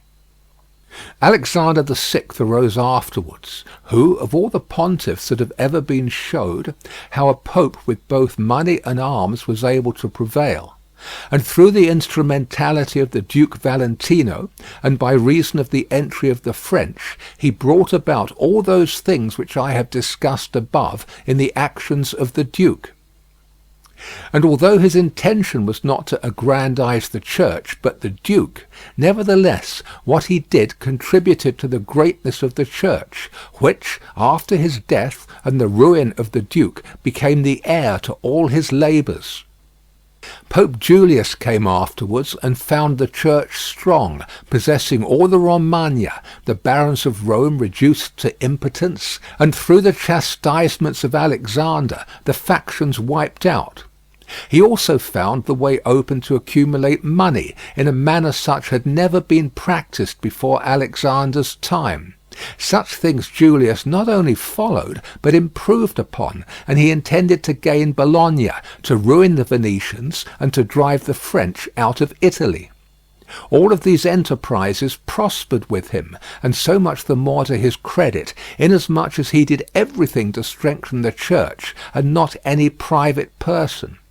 He kept also the Orsini and Colonnesi factions within the bounds in which he found them, and although there was among them some mind to make disturbance, nevertheless he held two things firm: the one, the greatness of the Church, with which he terrified them, and the other, not allowing them to have their own cardinals, who caused the disorders among them.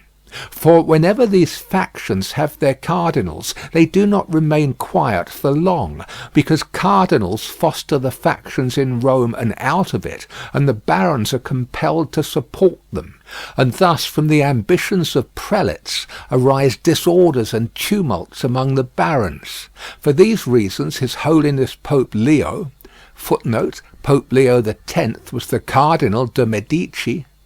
For these reasons His Holiness Pope Leo found the pontificate most powerful, and it is to be hoped that, if others made it great in arms, he will make it still greater and more venerated by his goodness and infinite other virtues. End of chapter 11. Recording by Paul Adams, www.yawnguy.com. Chapter 12. How many kinds of soldiery there are, and concerning mercenaries. Having discoursed particularly on the characteristics of such principalities as in the beginning I proposed to discuss, and having considered in some degree the causes of their being good or bad, and having shown the methods by which many have sought to acquire them and to hold them, it now remains for me to discuss generally the means of offence and defence which belong to each of them. We have seen above how necessary it is for a prince to have his foundations well laid, otherwise it follows of necessity he will go to ruin. The chief foundations of all states, new as well as old or composite, are good laws and good arms, and as there cannot be good laws where the state is not well armed, it follows that where they are well armed they have good laws. I shall leave the laws out of the discussion, and shall speak of the arms. I say, therefore, that the arms with which a prince defends his state are either his own, or they are mercenaries, auxiliaries, or mixed. Mercenaries and auxiliaries are useless and dangerous, and if one holds his state based on these arms, he will stand neither firm nor safe. For they are disunited, ambitious, and without discipline, unfaithful, valiant before friends, cowardly before enemies. They have neither the fear of God nor fidelity to men, and destruction is deferred only so long as the attack is. For in peace one is robbed by them, and in war by the enemy. The fact is, they have no other attraction or reason for keeping the field than a trifle of stipend, which is not sufficient to make them willing to die for you. They are ready enough to be your soldiers whilst you do not make war, but if war comes they take themselves off, or run from the foe, which I should have little trouble to prove, for the ruin of Italy has been caused by nothing else than by resting all her hopes for many years on mercenaries. And although they formerly made some display, and appeared valiant amongst themselves, yet when the foreigners came they showed what they were. Thus it was that Charles, King of France, was allowed to seize Italy with chalk in hand. Footnote, with chalk in hand, col gesso. This is one of the bon mots of Alexander VI, and refers to the ease with which Charles VIII seized Italy, implying that it was only necessary for him to send his quartermasters to chalk up the billets for his soldiers to conquer the country. Compare The History of Henry VII by Lord Bacon. King Charles had conquered the realm of Naples and lost it again in a kind of a felicity of a dream. He passed the whole length of Italy without resistance, so that it was true what Pope Alexander was wont to say, that the Frenchmen came into Italy with chalk in their hands to mark up their lodgings rather than with swords to fight. Thus it was that Charles, King of France, was allowed to seize Italy with chalk in hand, and he who told us that our sins were the cause of it told the truth. But they were not the sins he imagined, but those which I have related. And as they were the sins of princes, it is the princes who have also suffered the penalty. I wish to demonstrate further the infelicity of these arms. The mercenary captains are either capable men or they are not. If they are, you cannot trust them, because they always aspire to their own greatness, either by oppressing you, who are their master, or others contrary to your intentions. But if the captain is not skilful, you are ruined in the usual way. And if it be urged that whoever is armed will act in the same way, whether mercenary or not, I reply that when arms have to be resorted to, either by a prince or a republic, then the prince ought to go in person and perform the duty of a captain. The republic has to send its citizens, and when one is sent who does not turn out satisfactorily, it ought to recall him. And when one is worthy, to hold him by the laws, so that he does not leave the command. And experience has shown princes and republics single-handed making the greatest progress, and mercenaries doing nothing except damage, and it is more difficult to bring a republic armed with its own arms under the sway of one of its citizens than it is to bring one armed with foreign arms. Rome and Sparta stood for many ages armed and free. The Switzers are completely armed and quite free. Of ancient mercenaries, for example, there are the Carthaginians, who were oppressed by their mercenary soldiers after the first war with the Romans, although the Carthaginians had their own citizens for captains. After the death of Epaminondas, Philip of Macedon was made captain of their soldiers by the Thebans, and after victory he took away their liberty. Duke Filippo being dead, the Milanese enlisted Francesco Sforza against the Venetians, and he, having overcome the enemy at Caravaggio, allied himself with them to crush the Milanese, his masters. Footnote: Battle of Caravaggio, 15th September 1448. His father, Sforza, having been engaged by Queen Joanna of Naples. Footnote: Joanna II of Naples, the widow of Ladislao, king of Naples. His father, Sforza, having been engaged by Queen Joanna of Naples, left her unprotected, so that she was forced to throw herself into the arms of the King of Aragon in order to save her kingdom. And if the Venetians and Florentines formerly extended their dominions by these arms, and yet their captains did not make themselves princes, but have defended them, I reply that the Florentines in this case have been favoured by chance. For of the able captains of whom they might have stood in fear, some have not conquered, some have been opposed, and others have turned their ambitions elsewhere. One who did not conquer was Giovanni Acuto. Footnote: Giovanni Acuto, an English knight whose name was Sir John Hawkwood. He fought in the English wars in France and was knighted by Edward III. Afterwards he collected a body of troops and went into Italy. These became the famous White Company. He took part in many wars and died in Florence in 1394. He was born about 1320 at Sibyl Headingham, a village in Essex. He married Domnia, a daughter of Bernabo Visconti. One who did not conquer was Giovanni Acuto, and since he did not conquer, his fidelity cannot be proved. But everyone will acknowledge that, had he conquered, the Florentines would have stood at his discretion. Sforza had the Bracceschi always against him, so they watched each other. Francesco turned his ambition to Lombardy, Braccio against the Church and the kingdom of Naples. But let us come to that which happened a short while ago. The Florentines appointed as their captain Pagolo Vitelli, a most prudent man, who from a private position had risen to the greatest renown.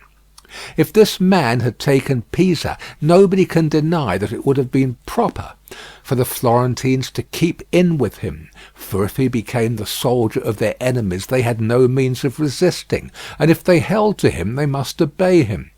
The Venetians, if their achievements are considered, will be seen to have acted safely and gloriously, so long as they sent to war their own men, when with armed gentlemen and plebeians they did valiantly. This was before they turned to enterprises on land, but when they began to fight on land they forsook this virtue and followed the custom of Italy.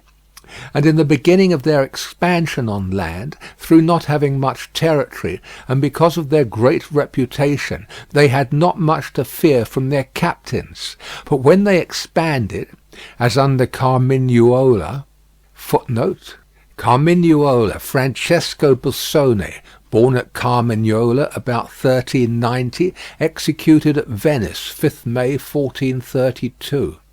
But when they expanded, as under Carmignuola, they had a taste for this mistake, for, having found him a most valiant man, they beat the Duke of Milan under his leadership. And on the other hand, knowing how lukewarm he was in the war, they feared they would no longer conquer under him, and for this reason they were not willing, nor were they able, to let him go. And so, not to lose again that which they had acquired, they were compelled, in order to secure themselves, to murder him. They had afterwards for their captains Bartolomeo da Bergamo, Roberto da San Severino, the Count of Pitiliano, footnote, Bartolomeo Colleoni of Bergamo, died 1457. Roberto of San Severino died fighting for Venice against Sigismund, Duke of Austria, in 1487. Primo Capitano in Italia, Machiavelli, Count of Pitiliano, Niccolò Orsini, born 1442, died 1510. The Count of Pitiliano and the like, under whom they had to dread loss and not gain, as happened afterwards at Weiler, footnote, Battle of Weiler in 1509, where in one battle they lost that which in 800 years they had acquired with so much trouble. Because from such arms conquests come but slowly, long delayed and inconsiderable, but the losses sudden and portentous. And as with these examples I have reached Italy, which has been ruled for many years by mercenaries, I wish to discuss them more seriously, in order that, having seen their rise and progress, one may be better prepared to counteract them. You must understand that the empire has recently come to be repudiated in Italy, that the Pope has acquired more temporal power, and that Italy has been divided up into more states, for the reason that many of the great cities took up arms against their nobles, who, formerly favoured by the emperor, were oppressing them, whilst the church was favouring them so as to gain authority in temporal power. In many others their citizens became princes.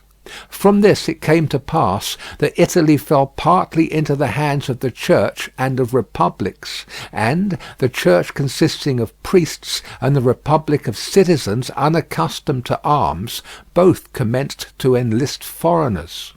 The first who gave renown to this soldiery was Alberigo da Conio, the Romagnan, footnote, Alberigo da Conio, Alberico da Barbiano, Count of Cuneo in Romagna. He was the leader of the famous Company of St. George, composed entirely of Italian soldiers. He died in 1409. From the school of this man sprang, among others, Braccio and Sforza, who in their time were the arbiters of Italy. After these came all the other captains who till now have directed the arms of Italy, and the end of all their valour has been that she has been overrun by Charles, robbed by Louis, ravaged by Ferdinand, and insulted by the Switzers. The principle that has guided them has been, first, to lower the credit of infantry, so that they might increase their own. They did this because, subsisting on their pay and without territory, they were unable to support many soldiers, and a few infantry did not give them any authority, so they were led to employ cavalry, with a moderate force of which they were maintained and honoured. And affairs were brought to such a pass that, in an army of 20,000 soldiers, there were not to be found 2,000 foot soldiers. They had, besides this, used every art to lessen fatigue and danger to themselves and their soldiers, not killing in the fray, but taking prisoners, and liberating without ransom. They did not attack towns at night, nor did the garrisons of the towns attack encampments at night. They did not surround the camp either with stockade or ditch, nor did they campaign in the winter. All these things were permitted by their military rules, and devised by them to avoid, as I have said, both fatigue and dangers. Thus they have brought Italy to slavery and contempt. Chapter 13, concerning auxiliaries, mixed soldiery, and one's own. Auxiliaries, which are the other useless arm, are employed when a prince is called in with his forces to aid and defend, as was done by Pope Julius in the most recent times. For he, having in the enterprise against Ferrara had poor proof of his mercenaries, turned to auxiliaries, and stipulated with Ferdinand, King of Spain, for his assistance with men and arms. Footnote: Ferdinand the Fifth, Ferdinand II of Aragon and Sicily, Ferdinand III of Naples, surnamed the Catholic, born 1516, died 1542. These arms may be useful and good in themselves, but for him who calls them in, they are always disadvantageous, for losing one is undone, and winning one is their captive. And although ancient histories may be full of examples, I do not wish to leave this recent one of Pope Julius II, the peril of which cannot fail to be perceived. For he, wishing to get Ferrara, threw himself entirely into the hands of the foreigner. But his good fortune brought about a third event, so that he did not reap the fruit of his rash choice, because, having his auxiliaries routed at Ravenna, and the Switzers having risen and driven out the conquerors against all expectation, both his and others, it so came to pass that he did not become prisoner to his enemies, they having fled, nor to his auxiliaries, he having conquered by other arms than theirs. The Florentines, being entirely without arms, sent 10,000 Frenchmen to take Pisa, whereby they ran more danger than at any other time of their troubles. The Emperor of Constantinople, footnote, Johannes Cantacuzenus, born 1300, died 1383. The Emperor of Constantinople, to oppose his neighbours, sent 10,000 Turks into Greece, who, on the war being finished, were not willing to quit. This was the beginning of the servitude of Greece to the infidels. Therefore, let him who has no desire to conquer make use of these arms, for they are much more hazardous than mercenaries, because with them the ruin is ready made. They are all united, all yield obedience to others, but with mercenaries, when they have conquered, more time and better opportunities are needed to injure you. They are not all of one community. They are found and paid by you, and a third party, which you have made their head, is not able all at once to assume enough authority to injure you. In conclusion, in mercenaries dastardy is most dangerous, in auxiliaries valour. The wise prince, therefore, has always avoided these arms and turned to his own, and has been willing rather to lose with them than to conquer with the others, not deeming that a real victory which is gained with the arms of others. I shall never hesitate to cite Cesare Borgia and his actions. This duke entered the Romagna with auxiliaries, taking there only French soldiers, and with them he captured Imola and Forli. But afterwards, such forces not appearing to him reliable, he turned to mercenaries, discerning less danger in them, and enlisted the Orsini and Vitelli, whom presently, on handling and finding them doubtful, unfaithful, and dangerous, he destroyed, and turned to his own men. And the difference between one and the other of these forces can easily be seen when one considers the difference there was in the reputation of the duke when he had the French, when he had the Orsini and Vitelli, and when he relied on his own soldiers, on whose fidelity he could always count and found it ever increasing. He was never esteemed more highly than when every one saw that he was complete master of his own forces. I was not intending to go beyond Italian and recent examples, but I am unwilling to leave out Hiero the Syracusan, he being one of those I have named above. This man, as I have said, made head of the army by the Syracusans, soon found out that a mercenary soldiery, constituted like our Italian condottieri, was of no use; and it appearing to him that he could neither keep them nor let them go, he had them all cut to pieces, and afterwards made war with his own forces, and not with aliens. I wish also to recall to memory an instance from the Old Testament applicable to this subject. David offered himself to Saul to fight with Goliath, the Philistine champion, and to give him courage Saul armed him with his own weapons, which David rejected as soon as he had them on his back, saying he could make no use of them, and that he wished to meet the enemy with his sling and his knife. In conclusion, the arms of others either fall from your back, or they weigh you down, or they bind you fast. Charles VII, the father of King Louis XI, footnotes. Charles VII of France, surnamed the Victorious, born 1403, died 1461. Louis XI, son of the above, born 1423, died 1483. Charles VII, the father of King Louis XI, having by good fortune and valour liberated France from the English, recognized the necessity of being armed with forces of his own, and he established in his kingdom ordinances concerning men at arms and infantry. Afterwards his son, King Louis, abolished the infantry, and began to enlist the Switzers, which mistake, followed by others, is, as is now seen, a source of peril to that kingdom, because, having raised the reputation of the Switzers, he has entirely diminished the value of his own arms, for he has destroyed the infantry altogether, and his men-at-arms he has subordinated to others, for, being as they are so accustomed to fight along with Switzers, it does not appear that they can now conquer without them.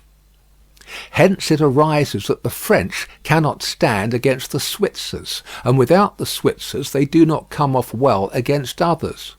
The armies of the French have thus become mixed, partly mercenary and partly national, both of which arms together are much better than mercenaries alone or auxiliaries alone, but much inferior to one's own forces. And this example proves it, for the kingdom of France would be unconquerable if the ordinance of Charles had been enlarged or maintained. But the scanty wisdom of man, on entering into an affair which looks well at first, cannot discern the poison that is hidden in it, as I have said above of hectic fevers. Therefore, if he who rules a principality cannot recognize evils until they are upon him, he is not truly wise, and this insight is given to few. And if the first disaster to the Roman Empire, footnote, many speakers to the House the other night in the debate on the reduction of armament seemed to show a most lamentable ignorance of the conditions under which the British Empire maintains its existence. When Mr. Balfour replied to the allegations that the Roman Empire sank under the weight of its military obligations, he said that this was wholly unhistorical. He might well have added that the Roman power was at its zenith when every citizen acknowledged his liability to fight for the state, but that it began to decline as soon as this obligation was no longer recognized. Pall Mall Gazette, 15th May 1906. And if the first disaster to the Roman Empire should be examined, it will be found to have commenced only with the enlisting of the Goths, because from that time the vigour of the Roman Empire began to decline, and all that valour which had raised it passed away to others. I conclude, therefore, that no principality is secure without having its own forces. On the contrary, it is entirely dependent on good fortune, not having the valour which in adversity would defend it. And it has always been the opinion and judgment of wise men that nothing can be so uncertain or unstable as fame or power not founded on its own strength. And one's own forces are those which are composed either of subjects, citizens, or dependents. All others are mercenaries or auxiliaries. And the way to make ready one's own forces will be easily found if the rules suggested by me shall be reflected upon, and if one will consider how Philip, the father of Alexander the Great, and many republics and princes have armed and organized themselves, to which rules I entirely commit myself. End of chapter 13. Recording by Paul Adams, www.yawnguy.com.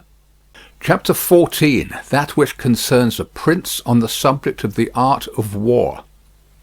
A prince ought to have no other aim or thought, nor select anything else for his study, than war and its rules and discipline. For this is the sole art that belongs to him who rules, and it is of such force that it not only upholds those who are born princes, but it often enables men to rise from a private station to that rank. And, on the contrary, it is seen that when princes have thought more of ease than of arms, they have lost their states.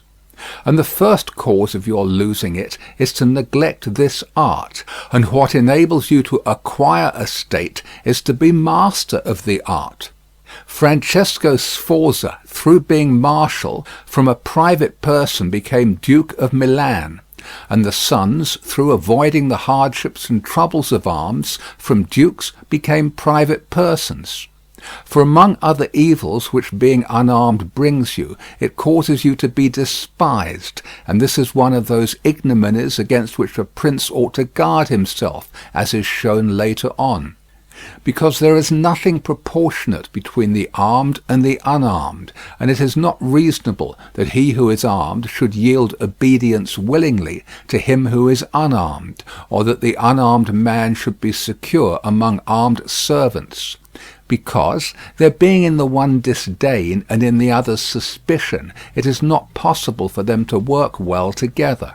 And therefore a prince who does not understand the art of war, over and above the other misfortunes already mentioned, cannot be respected by his soldiers, nor can he rely on them. He ought never, therefore, to have out of his thoughts this subject of war, and in peace he should addict himself more to its exercise than in war. This he can do in two ways, the one by action, the other by study. As regards action, he ought above all things to keep his men well organized and drilled, to follow incessantly the chase, by which he accustoms his body to hardships, and learns something of the nature of localities, and gets to find out how the mountains rise, how the valleys open out, how the plains lie, and to understand the nature of rivers and marshes. And in all this to take the greatest care, which knowledge is useful in two ways. Firstly, he learns to know his country, and is better able to undertake its defence. Afterwards, by means of the knowledge and observation of that locality, he understands with ease any other which it may be necessary for him to study hereafter. Because the hills, valleys and plains, and rivers and marshes that are, for instance, in Tuscany, have a certain resemblance to those of other countries. So that with a knowledge of the aspect of one country, one can easily arrive at a knowledge of others. And the prince that lacks this skill lacks the essential which it is desirable that a captain should possess, for it teaches him to surprise his enemy, to select quarters, to lead armies, to array the battle, to besiege towns to advantage. Philopoemen, footnote, Philopoemen, the last of the Greeks, born 252 BC, died 183 BC. Philopoemen prince of the Achaeans, among other praises which writers have bestowed on him, is commended because in time of peace he never had anything in his mind but the rules of war, and when he was in the country with friends he often stopped and reasoned with them. If the enemy should be upon that hill, and we should find ourselves here with our army, with whom would be the advantage? How should one best advance to meet him, keeping the ranks? If we should wish to retreat, how ought we to pursue? And he would set forth to them, as he went, all the chances that could befall an army. He would listen to their opinion and state his, confirming it with reasons, so that by these continual discussions there could never arise in time of war any unexpected circumstances that he could not deal with. But to exercise the intellect the prince should read histories, and study there the actions of illustrious men, to see how they have borne themselves in war, to examine the causes of their victories and defeat, so as to avoid the latter and imitate the former. And above all, do as an illustrious man did, who took as an exemplar one who had been praised and famous before him, and whose achievements and deeds he always kept in his mind. As it is said, Alexander the Great imitated Achilles, Caesar Alexander, Scipio Cyrus. And whoever reads the life of Cyrus, written by Xenophon, will recognize afterwards in the life of Scipio how that imitation was his glory, and how in chastity, affability, humanity, and liberality Scipio conformed to those things which have been written of Cyrus by Xenophon. A wise prince ought to observe some such rules, and never in peaceful times stand idle, but increase his resources with industry in such a way that may be available to him in adversity, so that if fortune chances it may find him prepared to resist her blows. Chapter 15, concerning things for which men, and especially princes, are praised or blamed. It remains now to see what ought to be the rules of conduct for a prince towards subjects and friends.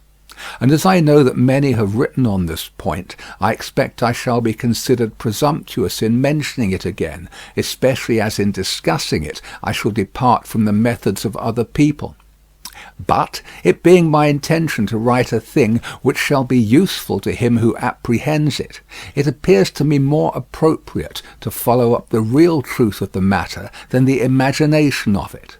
For many have pictured republics and principalities which in fact have never been known or seen, because how one lives is so far distant from how one ought to live, that he who neglects what is done for what ought to be done sooner effects his ruin than his preservation. For a man who wishes to act entirely up to his professions of virtue soon meets with what destroys him among so much that is evil. Hence it is necessary for a prince wishing to hold his own to know how to do wrong, and to make use of it or not according to necessity.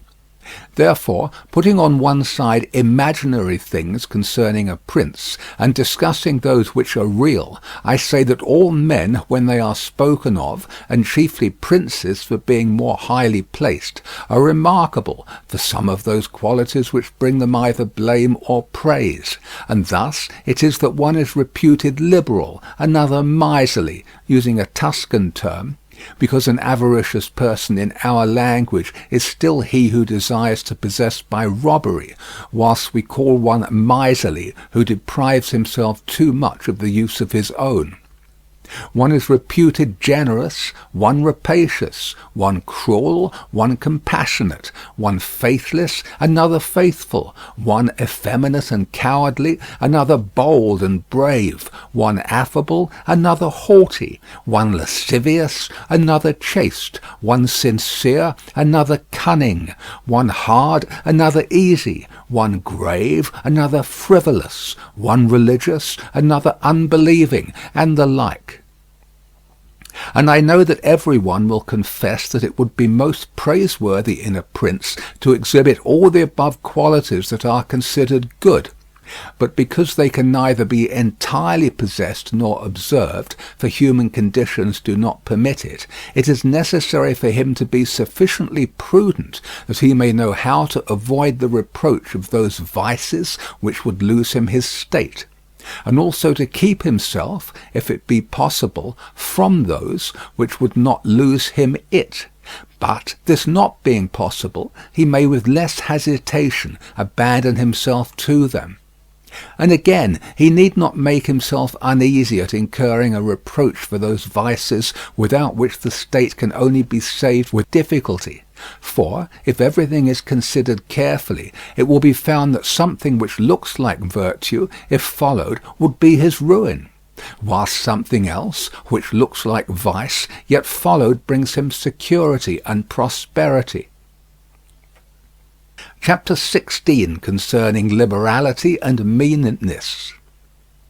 Commencing then with the first of the above-named characteristics, I say that it would be well to be reputed liberal. Nevertheless, liberality exercised in a way that does not bring you the reputation for it injures you. For, if one exercises it honestly and as it should be exercised, it may not become known, and you will not avoid the reproach of its opposite. Therefore, anyone wishing to maintain among men the name of liberal is obliged to avoid no attribute of magnificence, so that a prince thus inclined will consume in such acts all his property, and will be compelled, in the end, if he wishes to maintain the name of liberal, to unduly weigh down his people and tax them, and do everything he can to get money. This will soon make him odious to his subjects, and becoming poor, he will be little valued by anyone. Thus, with his liberality, having offended many and rewarded few, he is affected by the very first trouble, and imperilled by whatever may be the first danger. Recognizing this himself, and wishing to draw back from it, he runs at once into the reproach of being miserly. Therefore, a prince, not being able to exercise this virtue of liberality in such a way that it is recognized, except to his cost, if he is wise, he ought not to fear the reputation of being mean, for in time he will come to be more considered than if liberal, seeing that with his economy his revenues are enough, that he can defend himself against all attacks, and is able to engage in enterprises without burdening his people. Thus it comes to pass that he exercises liberality towards all from whom he does not take, who are numberless, and meanness towards those to whom he does not give, who are few. We have not seen great things done in our time except by those who have been considered mean. The rest have failed. Pope Julius II was assisted in reaching the papacy by a reputation for liberality, yet he did not strive afterwards to keep it up when he made war on the King of France. And he made many wars without imposing any extraordinary tax on his subjects, for he supplied his additional expenses out of his long thriftiness. The present King of Spain would not have undertaken or conquered in so many enterprises if he had been reputed liberal. A prince, therefore, provided that he has not to rob his subjects, that he can defend himself, that he does not become poor and abject, that he is not forced to become rapacious, ought to hold of little account a reputation for being mean, for it is one of those vices which will enable him to govern. And if any one should say, Caesar obtained empire by liberality, and many others have reached the highest positions by having been liberal and by being considered so, I answer, either you are a prince in fact, or in a way to become one. In the first case, this liberality is dangerous. In the second, it is very necessary to be considered liberal.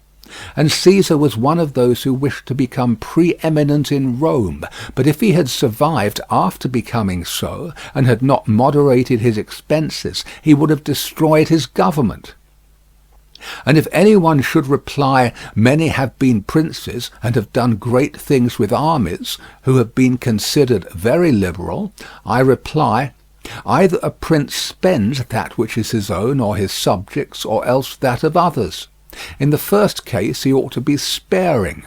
In the second he ought not to neglect any opportunity for liberality. And to the prince who goes forth with his army, supporting it by pillage, sack, and extortion, handling that which belongs to others, this liberality is necessary, otherwise he would not be followed by soldiers. And of that which is neither yours nor your subjects, you can be a ready giver, as were Cyrus, Caesar, and Alexander, because it does not take away your reputation if you squander that of others, but adds to it. It is only squandering your own that injures you. And there is nothing wastes so rapidly as liberality.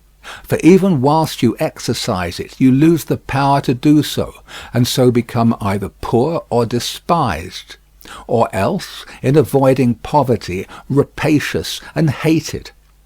And a prince should guard himself above all things against being despised and hated, and liberality leads you to both. Therefore it is wiser to have a reputation for meanness, which brings reproach without hatred, than to be compelled through seeking a reputation for liberality to incur a name for rapacity, which begets reproach with hatred. End of chapter 16. Recording by Paul Adams, www.yawnguy.com. Chapter 17, concerning cruelty and clemency, and whether it is better to be loved than feared. Coming now to the other qualities mentioned above, I say that every prince ought to desire to be considered clement and not cruel. Nevertheless, he ought to take care not to misuse this clemency. Cesare Borgia was considered cruel, notwithstanding his cruelty reconciled the Romagna, unified it, and restored it to peace and loyalty. And if this be rightly considered, he will be seen to have been much more merciful than the Florentine people who, to avoid a reputation for cruelty, permitted Pistoia to be destroyed. Footnote. During the rioting between the Cancellieri and Panciatichi factions in 1502 and 1503. Therefore a prince, so long as he keeps his subjects united and loyal, ought not to mind the reproach of cruelty, because with a few examples he will be more merciful than those who, through too much mercy, allow disorders to arise, from which follow murders or robberies, for these are wont to injure the whole people, whilst those executions which originate with a prince offend the individual only.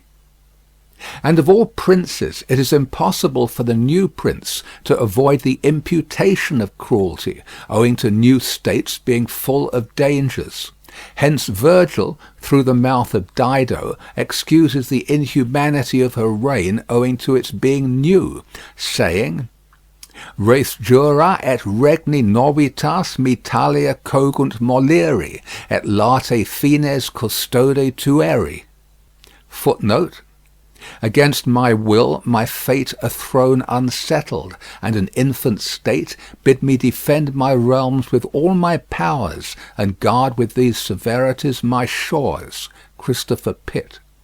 Nevertheless, he ought to be slow to believe and to act, nor should he himself show fear, but proceed in a temperate manner with prudence and humanity, so that too much confidence may not make him incautious, and too much distrust render him intolerable.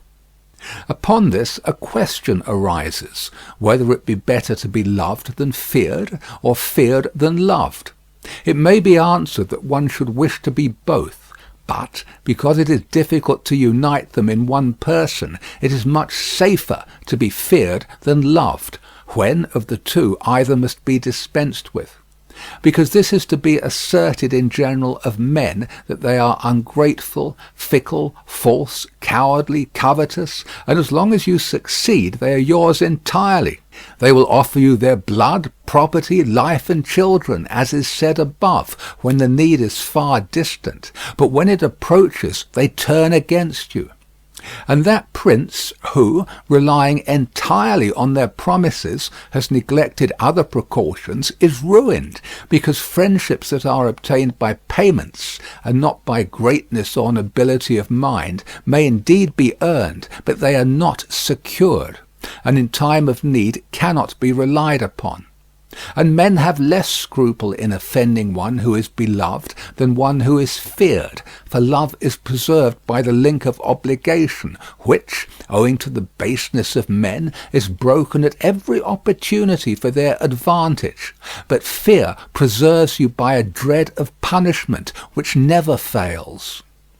Nevertheless, a prince ought to inspire fear in such a way that, if he does not win love, he avoids hatred, because he can endure very well being feared whilst he is not hated, which will always be as long as he abstains from the property of his citizens and subjects and from their women.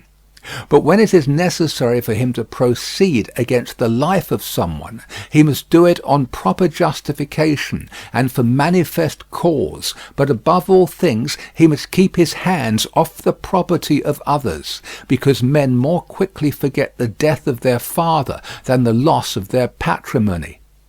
Besides, pretexts for taking away the property are never wanting. For he who has once begun to live by robbery will always find pretexts for seizing what belongs to others, but reasons for taking life, on the contrary, are more difficult to find and sooner lapse.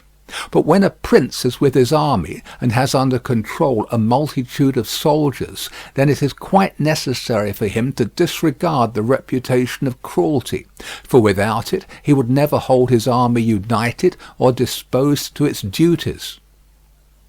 Among the wonderful deeds of Hannibal, this one is enumerated, that having led an enormous army composed of many various races of men to fight in foreign lands, no dissensions arose either among them or against the prince, whether in his bad or in his good fortune.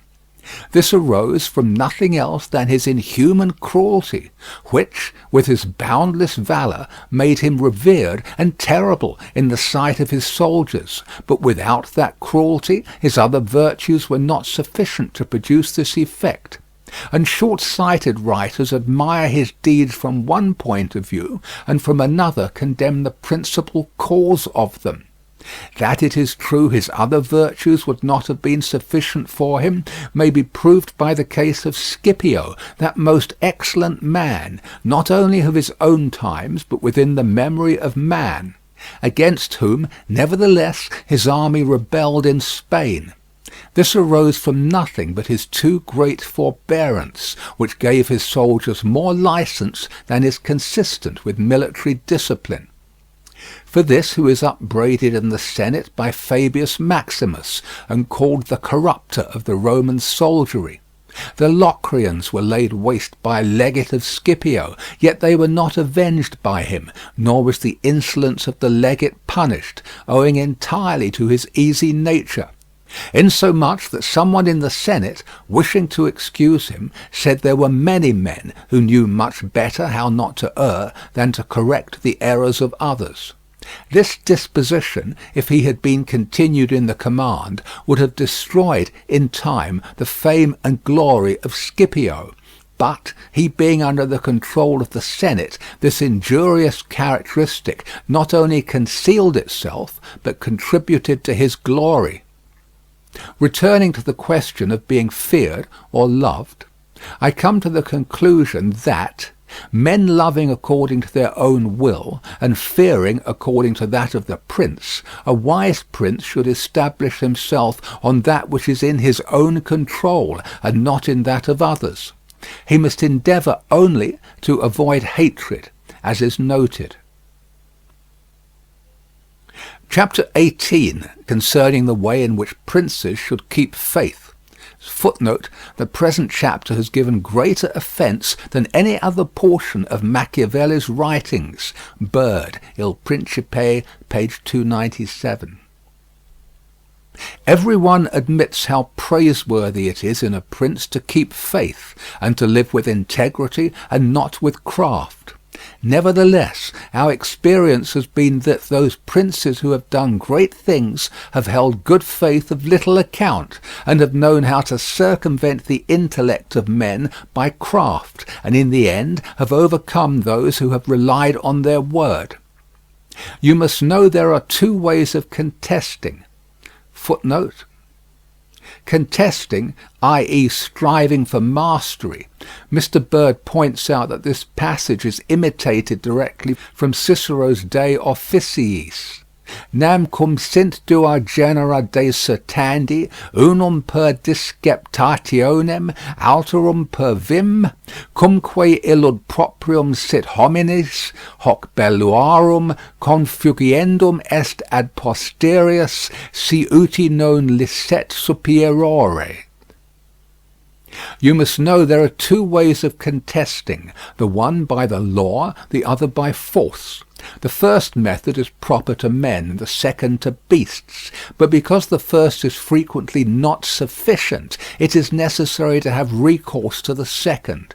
Therefore, it is necessary for a prince to understand how to avail himself of the beast and the man. This has been figuratively taught to princes by ancient writers, who describe how Achilles and many other princes of old were given to the centaur Chiron to nurse, who brought them up in his discipline, which means solely that as they had for a teacher one who is half beast and half man, so it is necessary for a prince to know how to make use of both natures, and that one without the other is not durable.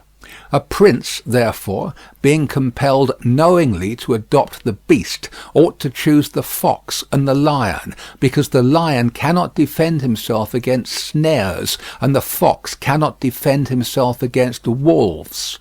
Therefore, it is necessary to be a fox to discover the snares, and a lion to terrify the wolves.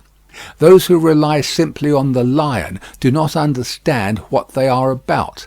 Therefore, a wise lord cannot, nor ought he to, keep faith when such observance may be turned against him, and when the reasons that cause him to pledge it exist no longer. If men were entirely good, this precept would not hold. But because they are bad and will not keep faith with you, you too are not bound to observe it with them.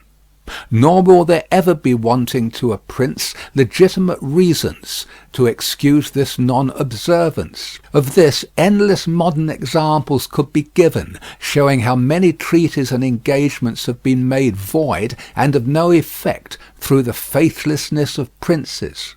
And he who has known best how to employ the fox has succeeded best.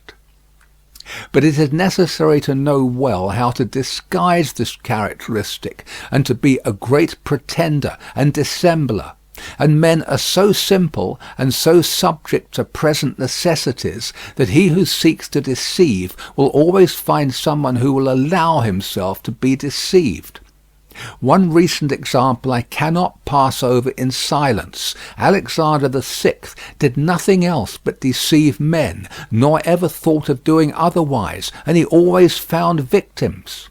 For there never was a man who had greater power in asserting, or who with greater oaths would affirm a thing, yet would observe it less.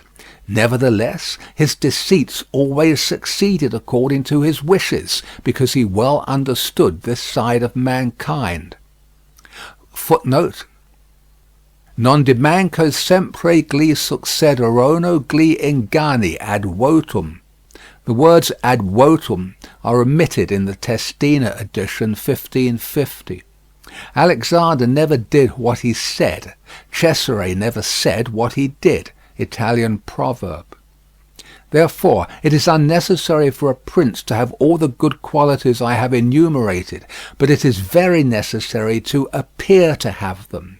And I shall dare to say this also, that to have them and always to observe them is injurious, and that to appear to have them is useful, to appear merciful, faithful, humane, religious, upright, and to be so, but with a mind so framed that should you require not to be so, you may be able and know how to change to the opposite.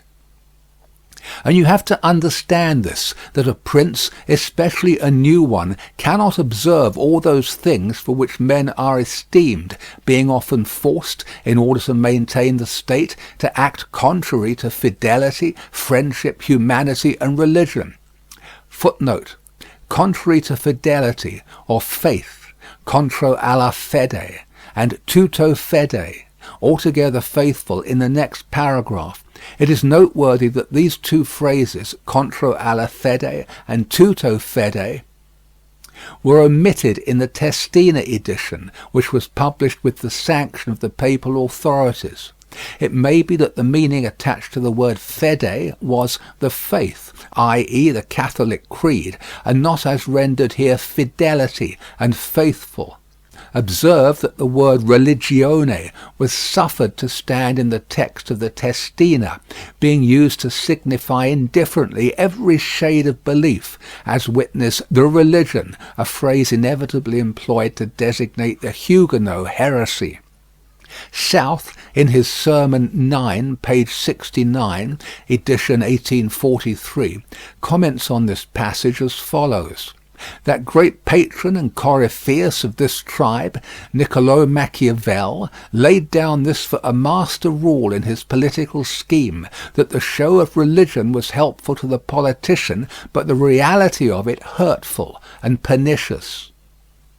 Therefore it is necessary for him to have a mind ready to turn itself accordingly as the winds and variations of fortune force it. Yet, as I have said above, not to diverge from the good if he can avoid doing so, but, if compelled, then to know how to set about it. For this reason a prince ought to take care that he never lets anything slip from his lips that is not replete with the above-named 5 qualities, that he may appear to him who sees and hears him altogether merciful, faithful, humane, upright, and religious. There is nothing more necessary to appear to have than this last quality, inasmuch as men judge generally more by the eye than by the hand, because it belongs to everybody to see you, to few to come in touch with you. Everyone sees what you appear to be, few really know what you are, and those few dare not oppose themselves to the opinion of the many, who have the majesty of the state to defend them. And in the actions of all men, and especially of princes, which it is not prudent to challenge, one judges by the result. For that reason, let a prince have the credit of conquering and holding his state. The means will always be considered honest, and he will be praised by everybody, because the vulgar are always taken by what a thing seems to be, and by what comes of it. And in the world there are only the vulgar, for the few find a place there only when the many have no ground to rest on. One prince of the present time, footnote, Ferdinand of Aragon. When Machiavelli was writing The Prince, it would have been clearly impossible to mention Ferdinand's name here without giving offence. Bird's Il Principe, page 308. One prince of the present time, whom it is not well to name, never preaches anything else but peace and good faith, and to both he is most hostile, and either, if he kept it, would have deprived him of reputation and kingdom many a time. End of chapter 18. Recording by Paul Adams, www.yawnguy.com.